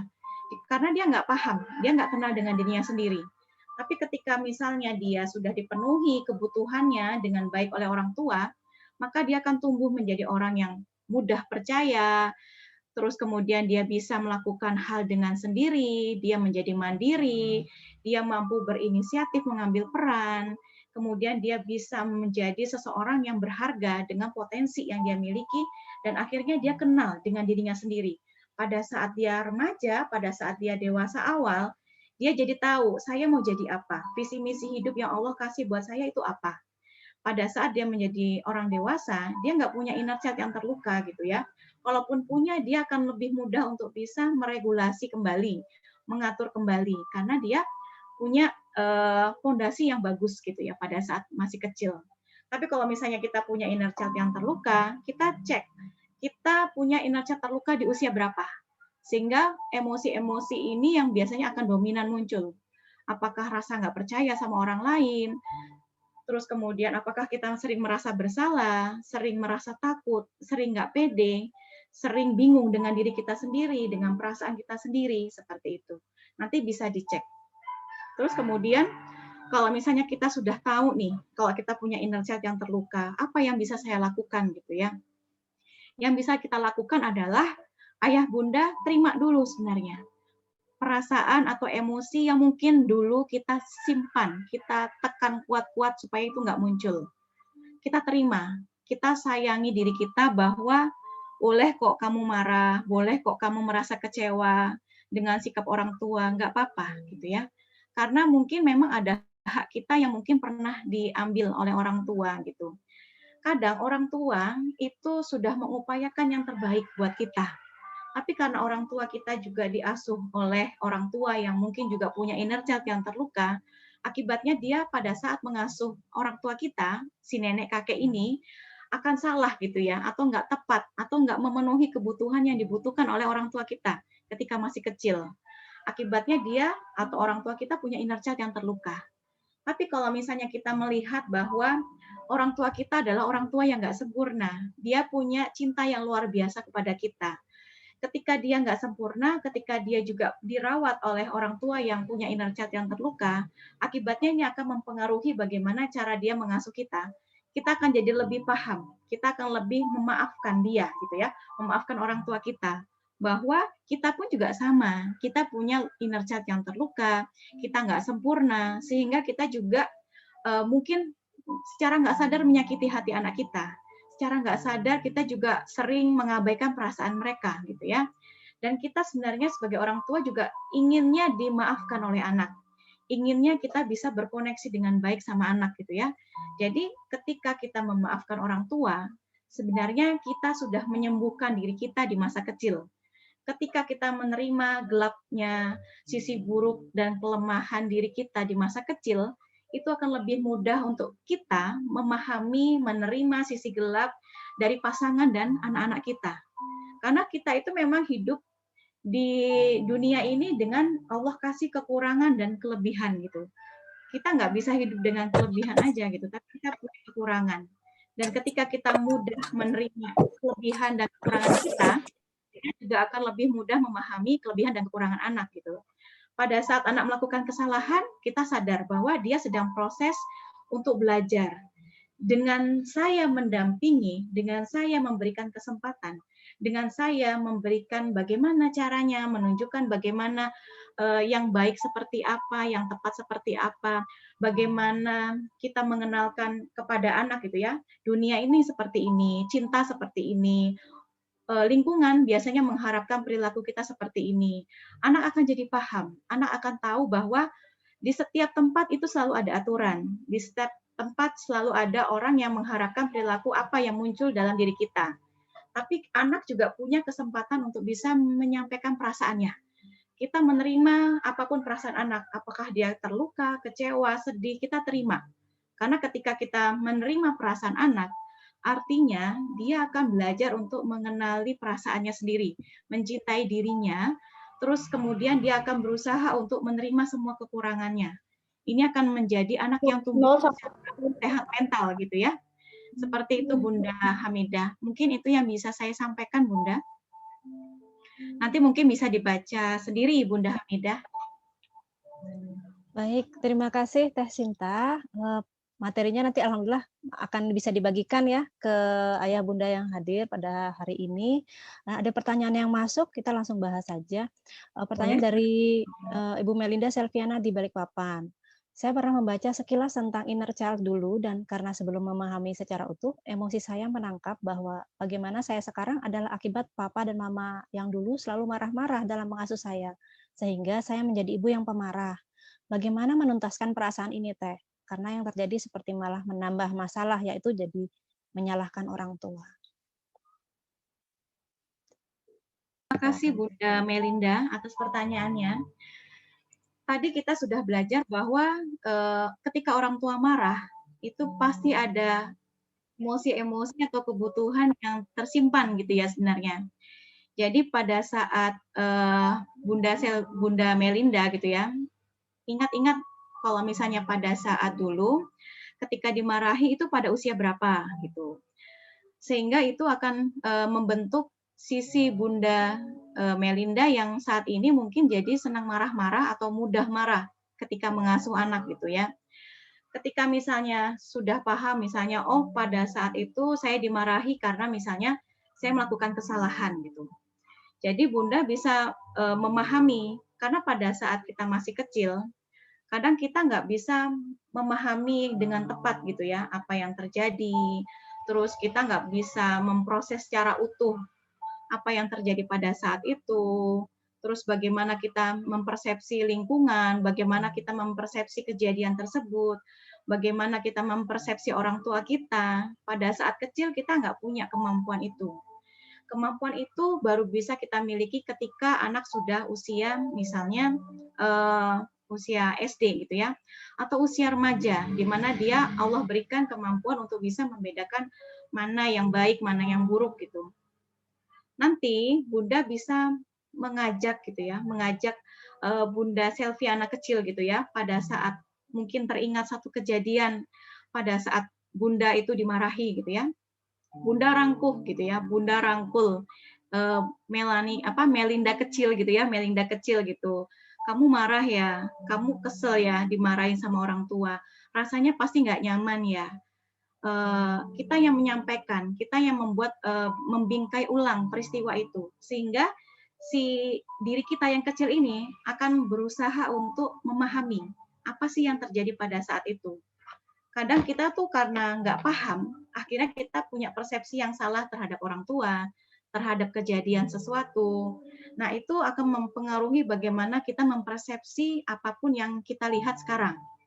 Tapi kalau kita misalnya sekarang sudah paham bahwa orang tua marah pada saat itu, mungkin dia nggak tahu kalau misalnya itu akan mempengaruhi kondisi kita pada saat ini. Orang tua pada saat itu memarahi kita, mungkin mereka cuma tahu bahwa yang saya lakukan ini adalah karena saya sayang sama anak-anak saya. Tapi mereka nggak dibekali mungkin keterampilan pengasuhan yang tepat gitu ya pada saat dulu. Karena beda. Pada saat dulu, orang tua mungkin nggak paham tentang parenting. Mereka hanya meniru apa yang dia terima pada saat dia menjadi anak. Kalau misalnya kakek nenek kita juga punya inner child yang terluka, maka cara mengasuhnya juga jadi nggak tepat gitu. Tapi karena kita sama Allah sekarang dibekali ilmu untuk mengasuh anak seperti apa, kita mengasuh kembali anak kita. Anak itu kita ya, kita masih kecil. Kita sampaikan, kita kadang bisa juga nulis diary atau jurnal gitu ya. Tuliskan pada saat kita mengingat kejadian yang nggak menyenangkan di masa kecil ketika dimarahi. Apa sih yang ingin disampaikan oleh Melinda kecil gitu ya? Apakah pengen didengarkan? Apakah pengen dipeluk? Apakah pengen didengarkan keinginannya gitu. Ketika kita menerima, ketika kita menuliskan apa yang kita butuhkan, apa yang kita inginkan, itu sebenarnya kita sudah berusaha untuk memvalidasi atau mengakui perasaan Melinda kecil pada saat dimarahi. Itu biasanya dia rilis gitu. Kemarahan itu rilis. Jadi memang kalau misalnya Bunda banyak sekali mendapatkan kemarahan di masa kecil, nanti akan banyak muncul. Bahkan akan muncul apa ya, kayak terpicu gitu ya. Misalnya bertemu dengan anak gitu ya. Anak nggak nurut, anak nggak mau melakukan apa yang kita inginkan, itu marah. Nah, pada saat marah artinya apa? Ini adalah cara Allah mengingatkan kita bahwa ada yang masih belum diterima perasaan kita di masa kecil. Kita pahami, kita sadari gitu ya, kita terima perasaan itu. Pahami bahwa kita mungkin dulu terluka, pahami dulu kita mungkin kecewa sama orang tua gitu. Tapi ketika misalnya ayah bunda pada saat ini sudah memahami bahwa memarahi anak pada saat ini itu juga akan berdampak pada inner child terluka di masa lalu, di masa depan gitu ya. Ketika dia menjadi seorang anak, kemudian dia akan menjadi seorang ibu yang memiliki anak, nanti kita akan menjadi lebih berhati-hati gitu ya. Kita akan menjadi lebih mengontrol diri. Boleh marah, tapi marah yang fungsional. Kita sampaikan apa sih yang dilakukan anak itu salah apa. Terus apa hak yang mungkin diambil oleh anak atau ada hak kebutuhan yang mungkin nggak dipenuhi oleh pasangan itu apa. Kita bisa asertif, kita bisa mengkomunikasikannya kepada pasangan dan kepada anak. Sehingga anak dan pasangan itu menangkap apa sih sebenarnya di balik kemarahan kita itu ada emosi atau pesan apa sih yang ingin kita sampaikan gitu. Seperti itu Bunda Melinda.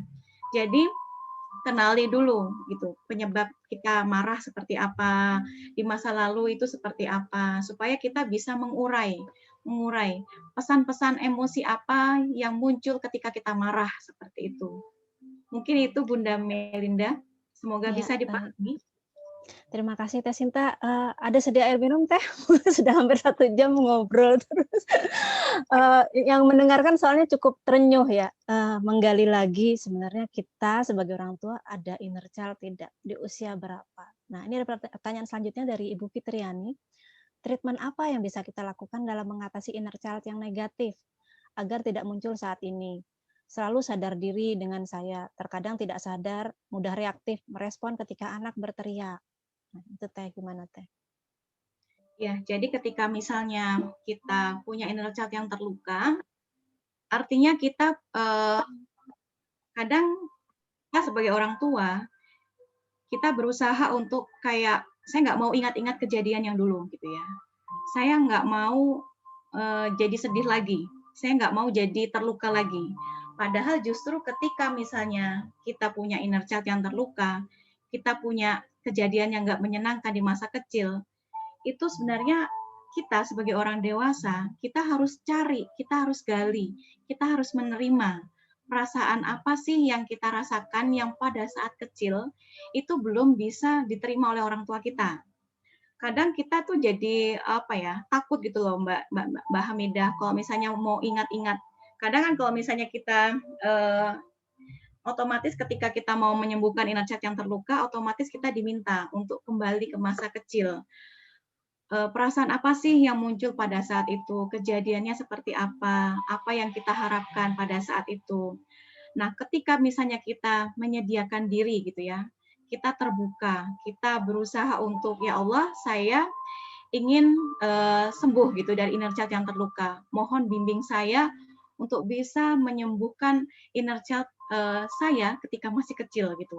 Nanti Allah bimbing, Mbak. Nanti Allah kayak munculkan gitu ya, kejadian-kejadian mungkin yang pernah kita alami, yang menyisakan emosi-emosi yang sangat kuat, emosi-emosi terluka, kecewa, sedih, marah, yang pada saat kecil mungkin belum bisa diakui oleh orang tua kita. Kita nggak dikasih kesempatan untuk bisa mengekspresikan perasaan itu. Kita nggak memberi apa ya, kita nggak intinya nggak diterima, perasaan kita pada saat itu nggak diterima oleh orang tua kita. Nah, pada saat itu, kita yang sudah dewasa ini memberikan ruang kepada kita masih kecil dengan cara misalnya menuliskan di jurnal gitu ya, menuliskan kadang dengan menuliskan perasaan kita tanpa ada penghakiman itu akan lebih mudah untuk bisa mengeluarkan emosi-emosi yang memang pada saat itu tersimpan supaya dia nggak mengganggu kita pada saat kita saat ini seperti itu.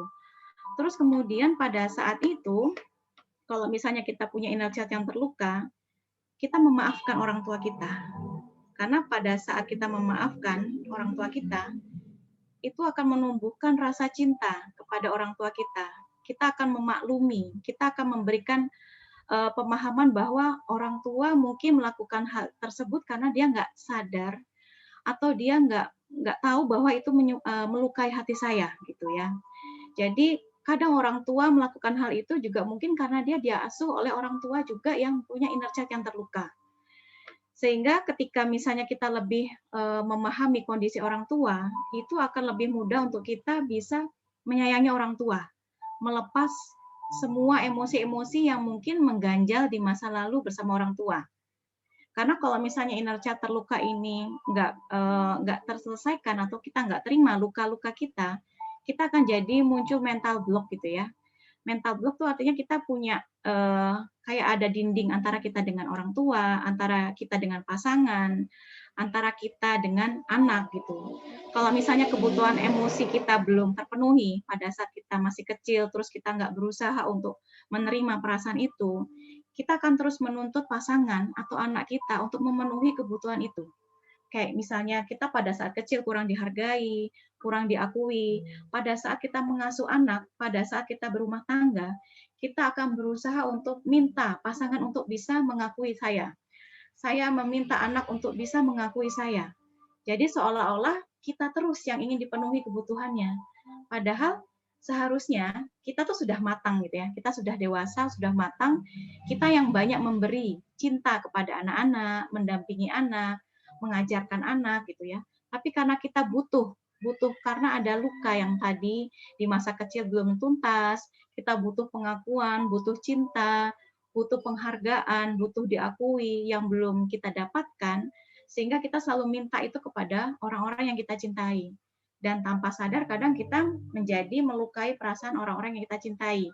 Padahal sebenarnya niatnya nggak seperti itu. Jadi ayah bunda bisa bikin tulisan gitu ya.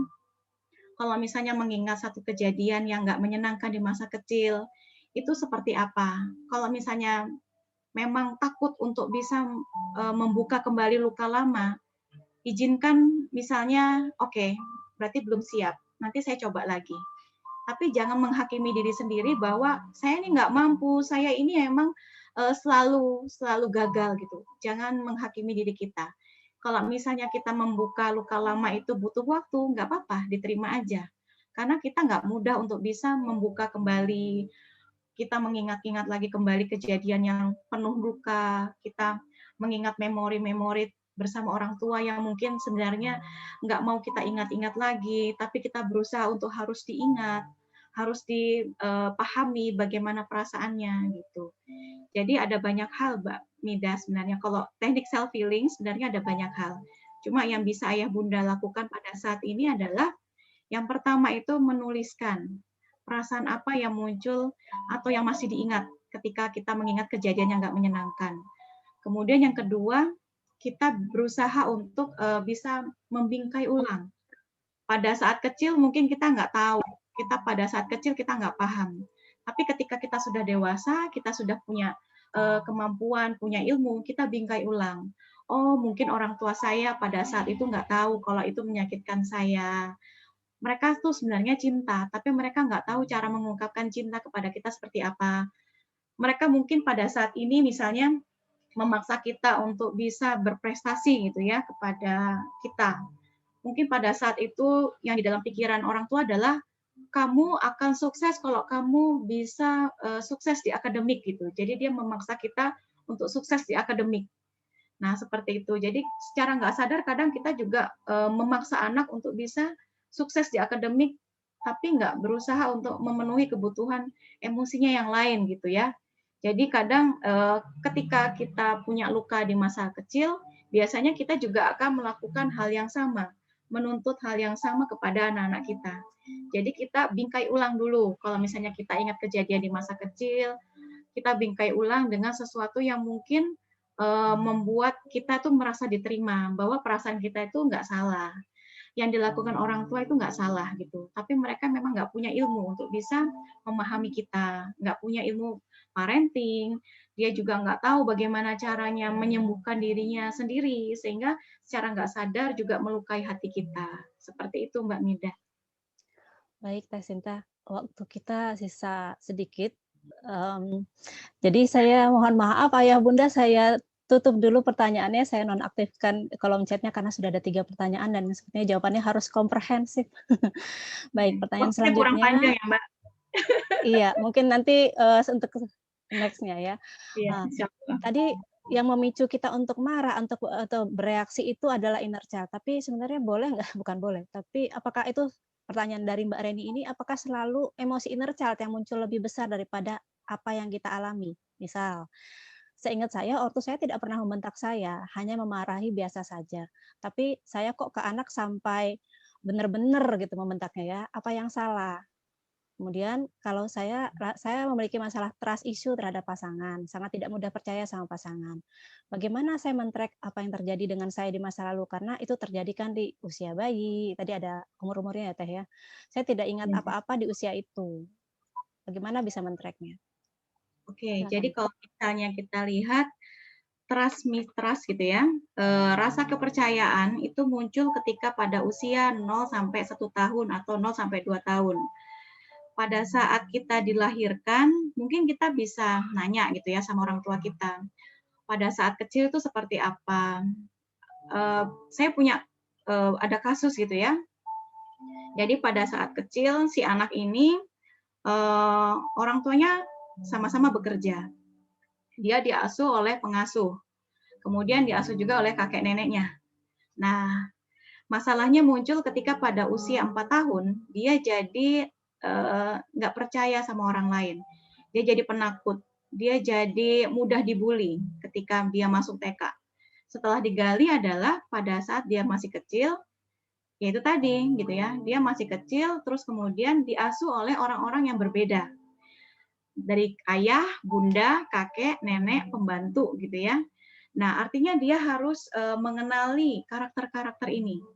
Ketika dia melihat bahwa ada banyak sekali yang mengasuh dia ketika dia masih kecil, terus kemudian dia belum siap untuk bisa mengenali semua karakter itu. Karena biasanya kalau dia pada umumnya kan kita tuh diasuh oleh ayah dan bunda gitu ya, yang memang full mengasuh kita.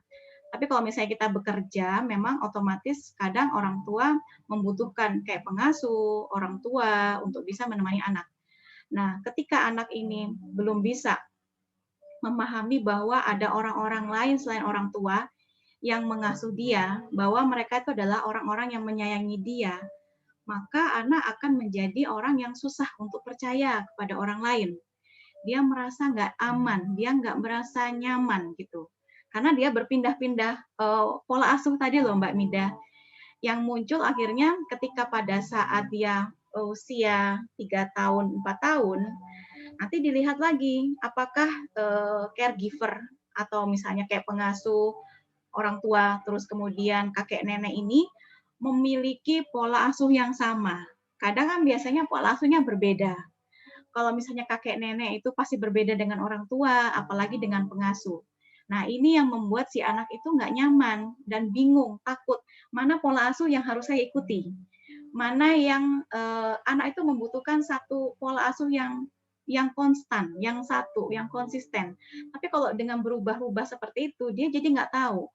Saya harus seperti apa? Saya harus melakukan apa yang bisa diterima oleh orang tua?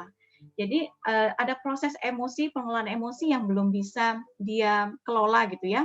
Terus pada saat dia usia TK, ketika dia mengeksplorasi dunia, apakah orang tua, kakek nenek, atau pengasuh ini memberikan kesempatan kepada dia untuk mengeksplorasi dunia, mencoba dengan caranya sendiri, terus kadang ya anak-anak kan namanya kalau misalnya usia TK kan dia akan menggunakan seluruh inderanya ini untuk belajar gitu ya.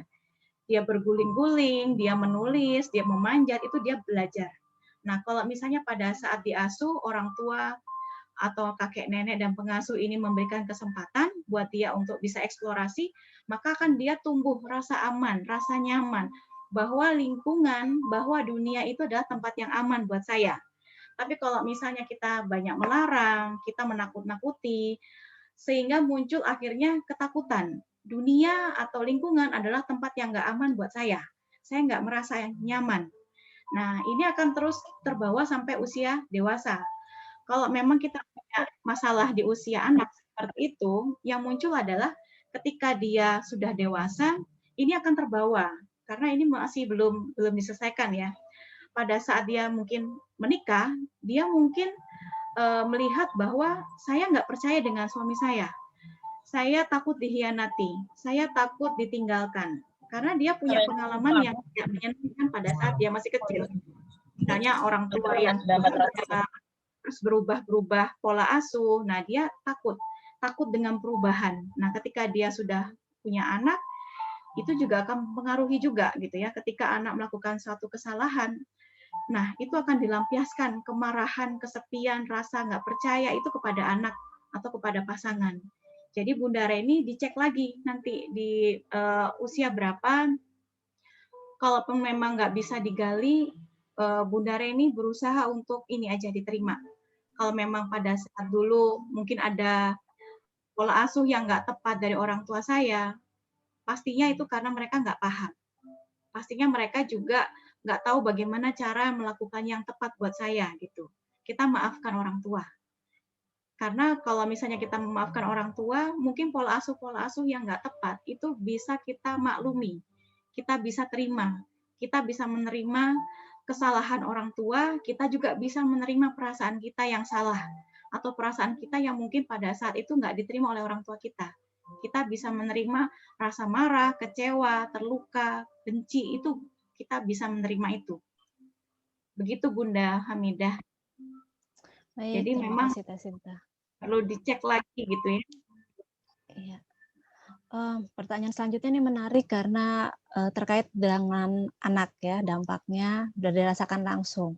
Izin bertanya Teh Sinta, anak saya usia 6 tahun saat ini. Setiap kali saya marah, dia freeze, terdiam begitu. Padahal saat ini saya sudah berusaha untuk tidak menaikkan suara saya. Saya juga tidak pernah bermain fisik kepada anak. Saya sadar saya punya inner child negatif dalam diri saya, tapi saya mencoba kontrol hal tersebut agar tidak melukai anak. Kira-kira apa yang harus saya lakukan untuk terapi agar anak saya tidak seperti itu? Itu Teh. Anaknya kalau setiap kali dia marah, anaknya tiba-tiba freeze dan terdiam. Silakan Teh. Oke, terima kasih Bunda Hamidah. Kalau misalnya anak freeze gitu ya, diam, nggak berani mengungkapkan, artinya adalah dia nggak berani untuk mengungkapkan perasaannya karena dia takut gitu ya. Akhirnya dia freeze. Yang bisa kita lakukan adalah kita terima perasaannya. Oh, adik takut ya, adik nggak suka ya kalau Bunda marah ya. Kita gali perasaannya. kita minta anak untuk bercerita gitu ya. Tapi kalau misalnya anak masih belum bercerita, nggak apa-apa, jangan paksa dulu juga anak untuk bercerita. Kasih dia rasa aman. Secure attachment tadi, ini bisa membuat anak itu menjadi lebih terbuka sama kita. Dia akan membuat kita itu menjadi orang yang aman buat dia. Jadi kalau misalnya anak freeze, marah itu, dia kadang ada anak yang kalau misalnya itu dia tuh marah, tapi dia nggak berani mengungkapkan dan akhirnya dia diem aja, dipendem. Akhirnya jadinya ke kesehatan fisik si anak gitu ya, misalnya jadi mudah sakit panas gitu. Terus kemudian dia jadi mudah tantrum seperti itu. Dia nggak tahu bagaimana mengungkapkan kemarahan, kekecewaan kepada kita karena dia takut. Nah, yang bisa kita upayakan adalah kita minta maaf gitu ya. Tadi Bunda nggak sengaja marah sama adik gitu ya. Rasanya pasti menakutkan ya. Adik pasti takut ya kalau Bunda marahi. Bunda minta maaf ya gitu. Jadi kita membuka diri pada saat kita berbicara dengan anak, itu benar-benar kita mindful. Gunakan seluruh indera kita menunjukkan bahwa kita itu peduli dengan anak. Menunjukkan bahwa kita menyesali perbuatan kita gitu. Terus kita melihat bahasa tubuh apa yang ditampilkan anak gitu ya. Kalau misalnya kita melihat bahwa dia jadi tertunduk, dia jadi meringkuk gitu ya, terus dia jadi nggak bisa ngomong apa-apa. Nah, kita sampaikan. Kadang kita juga bisa melakukan stabilisasi emosi gitu ya. Artinya kita menurunkan ketegangan emosi yang dia rasakan. Karena pada saat itu mungkin otak reptil dia sedang kuat. Jadi otak berpikir dia nggak akan bisa berfungsi gitu pada saat itu. Yang bisa kita lakukan adalah dengan memberikan rasa aman, rasa nyaman, rasa cinta yang tulus kepada anak. Mungkin kita bisa elus punggungnya, kita elus kepalanya, tangannya. Kita lihat anak kita itu kadang lebih suka cara apa ketika misalnya kita ingin menghibur dia atau menenangkan dia. Ada anak yang pada saat dia marah suka dipeluk. Ada anak yang kalau misalnya lagi sedih atau marah lebih suka didiemin dulu, tapi kita ada di situ. Jadi kita sampaikan, adik lagi kesel ya, adik lagi marah ya. Oke, adik boleh marah kok gitu. Nggak apa-apa, marah aja. Bunda di sini, Bunda nggak ninggalin adik. Gitu. Pada saat dia sudah lebih tenang, lebih rileks, terus kita akan bisa ngobrol sama anak. Kita kasih minum, misalnya minum air putih gitu ya. Adik gimana rasanya? Sudah enakan belum? Gitu. Sudah gitu. Oke, nanti kita gali. Kadang kita juga bisa gunakan cara-cara lain, misalnya dengan buku cerita. Saya punya klien gitu ya, nggak bisa digali sama orang tuanya karena orang tuanya itu sangat memaksa anak untuk ayo dong cerita gitu. Dan akhirnya anak jadi tambah nggak mau cerita. Jadi yang saya lakukan, saya tuh dengan bermain, kemudian dengan cara membaca buku. Jadi ada buku-buku yang bisa menggali emosi si anak gitu ya, untuk bisa dia belajar mengungkapkan perasaannya. Yang terjadi sekarang adalah anak berani mengungkapkan perasaannya. Tapi kadang orang tua jadi nggak suka. Kok anak saya jadinya berani sih ngungkapin perasaan, terus berani marah, berani ini, berani itu. Padahal tadinya sebelumnya freeze. Terus kemudian dia berproses, dia berani mengungkapkan, tapi orang tua juga nggak nerima. Jadi sebenarnya maunya orang tuanya apa ya? Jadi kasihan si anak gitu ya. Anak sudah berusaha untuk membuka diri, menyampaikan perasaannya, tapi kadang orang tua jadi kayak nggak suka gitu ketika anak menampilkan perasaan marah. Gitu. Padahal kita perlu ketahui bahwa marah itu normal seperti emosi lainnya. Marah itu punya pesan loh. Mungkin ada hak anak yang kita nggak kasih gitu ya.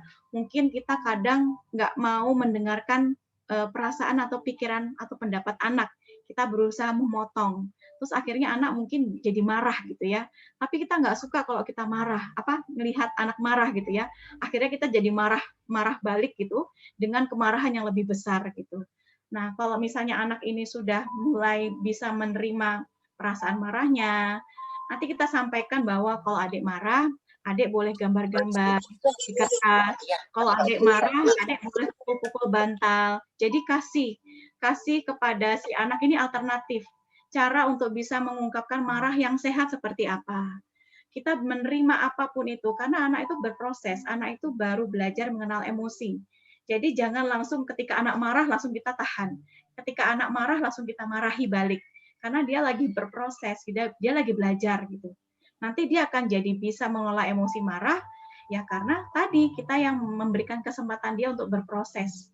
Terus sekecil apapun perubahan dari dalam diri anak, itu kita apresiasi, kita sampaikan, wah alhamdulillah adik sekarang udah bisa ya ngomong kalau misalnya lagi marah sama bunda. Makasih ya, nanti lain kali kalau marah ngomong sama bunda ya, jangan diem aja, kalau diem aja bunda nggak tahu gitu. Jadi ngobrol sama anak, intimasi, terus frekuensi kita koneksi dengan anak itu membuat anak menjadi lebih terbuka, lebih menerima bahwa kita itu ada orang yang bisa dicintai, bisa dipercaya, dia akan jadi berani untuk mengungkapkan perasaannya. Mungkin itu Mbak Hamidah, semoga bisa menjawab pertanyaan dari Bunda Baik, Reni. Teh Sinta, terima kasih banyak. Tadi pertanyaannya bagaimana jika anaknya freeze ketika marah, tapi Teh Sinta juga memberikan bagaimana mengatasi jika anaknya ternyata banyak bisa ekspresif begitu ketika mengeluarkan emosinya. Nah, ini pertanyaan terakhir dari Ayah Bunda Hadi dari Lima Keruing.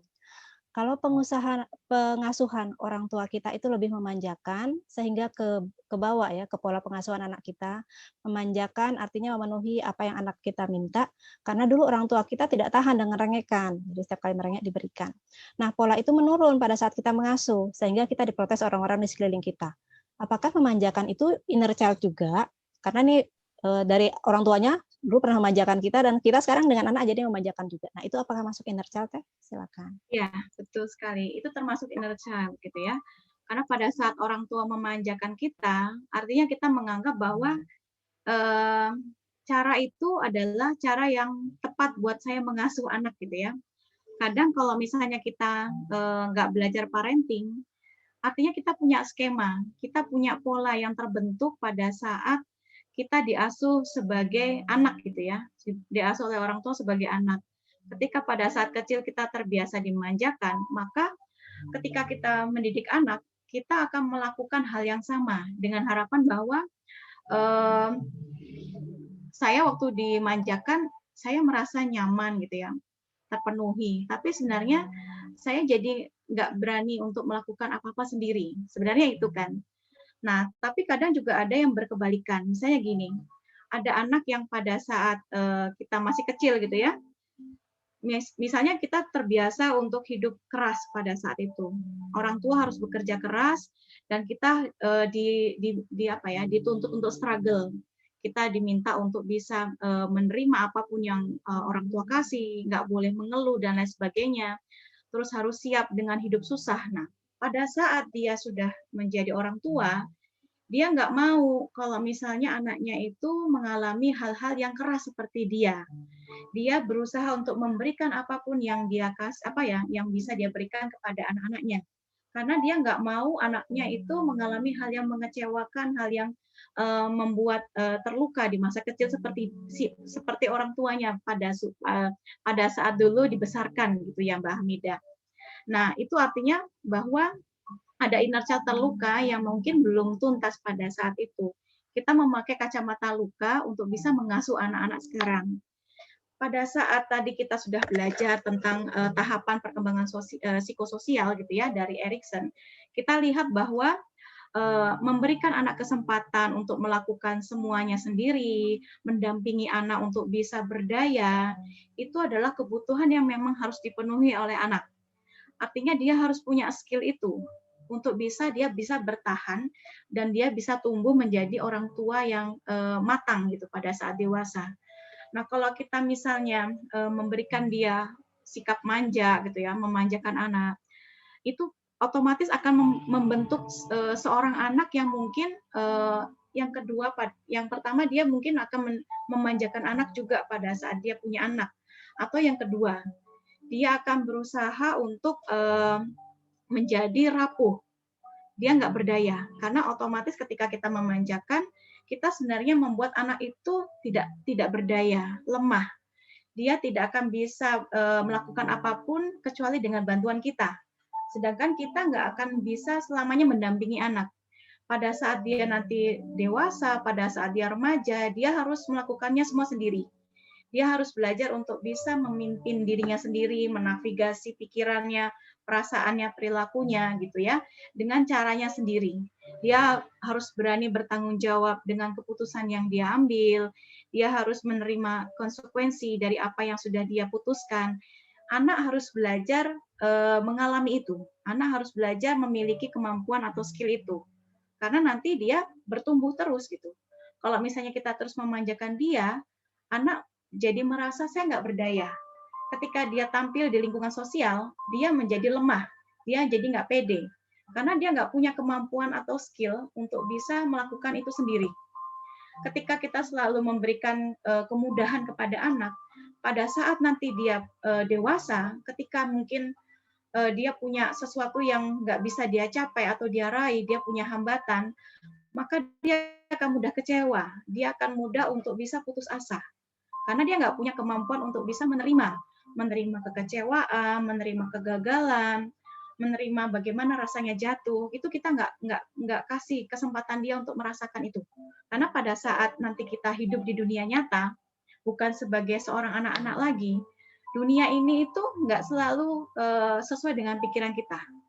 Kita akan menemukan banyak kegagalan, kesuksesan, proses jatuh bangun, itu memang fitrahnya kehidupan seperti itu.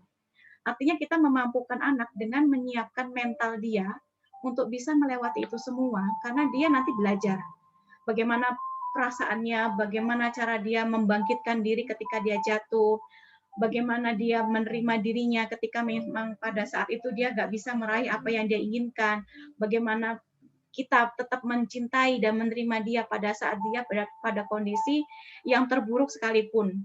Dia melakukan kesalahan besar, tetap kita mencintai gitu ya, tanpa menyalahkan atau membuat dia merasa tidak berdaya.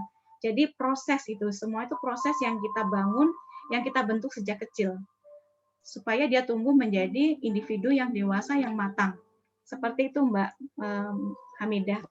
Ya, baik. Terima kasih banyak Teh Sinta. Semua sudah dijawab pertanyaannya dan kita sudah sampai pada akhir acara kita hari ini. Mudah-mudahan apa yang sedikit ini yang kesannya jadi cepat-cepatan ya Teh, karena memang materinya biasanya disampaikan dalam waktu berapa lama untuk inner child ini sendiri Teh Sinta biasanya? Biasanya tuh minimal 2,5 jam gitu ya Bunda. Jadi iya. ketika dikasih kesempatan 1 jam, saya bingung ini. Jadi kesannya jadi cepat banget saya harus menjelaskan. Semoga nanti ada kesempatan untuk bisa sharing lagi dengan waktu yang lebih panjang ya Bunda Hamidah ya. Iya, insya Allah. Ya, jadi wajar ya kalau kami ayah bunda menerimanya juga kaget-kaget ini karena berproses loading ya Teh. Baik. Kaget ya. gitu ya. Mudah-mudahan dari sedikit ini bermanfaat, bisa jadi perenungan kita sebagai pendidik utama untuk anak-anak kita, bisa bersinergi dengan sekolah alam sebagai pendidik juga. Akhir kata, saya tutup acara kita hari ini. Jazakillah khairan katsir, Teh Sinta, dan ayah bunda yang sudah hadir. Nanti materinya akan dibagikan di grup sekolah masing-masing di tiap levelnya. Nanti sudah diizinkan dibagikan ya Teh ya? Ya, diizinkan. Nggak ada foto bareng berarti ya? Oh, mau foto bareng, baik, silakan. Ya, baik, buat kenang-kenangan ya. Silakan ayah bunda yang bisa mengaktifkan videonya dinyalakan. Kita akan foto bersama untuk sesi terakhir ini. Masya Allah, bunda-bundanya terlihat ceria ya. Ya, ini ada sekitar 7 slide. Nanti akan difoto bersama-sama. Dari saya aja kalau gitu ya. Baik, silakan untuk yang layar pertama 1, 2. Baik. Yang kedua 1, 2. Oke. 3. Baik. Keempat 5. 6. Ini slide terakhir. Baik, Teh Sinta sudah semua. Terima kasih banyak ayah bunda yang sudah mengikuti dari awal sampai akhir. Ada sekitar 150 yang berpartisipasi di hari ini. Sekali lagi saya ucapkan terima kasih. Mudah-mudahan dari yang sedikitnya bisa bermanfaat untuk pengasuhan anak kita yang lebih baik ke depannya. Saya akhiri. Assalamualaikum warahmatullahi wabarakatuh. Waalaikumsalam. Waalaikumsalam warahmatullahi wabarakatuh. Waalaikumsalam warahmatullahi wabarakatuh. Silakan Khair pada Wiwin. Ya, bagus sekali ini. Saya pamit ya Mbak Hamidah, Mbak Wiwin. Silakan Teh. Assalamualaikum.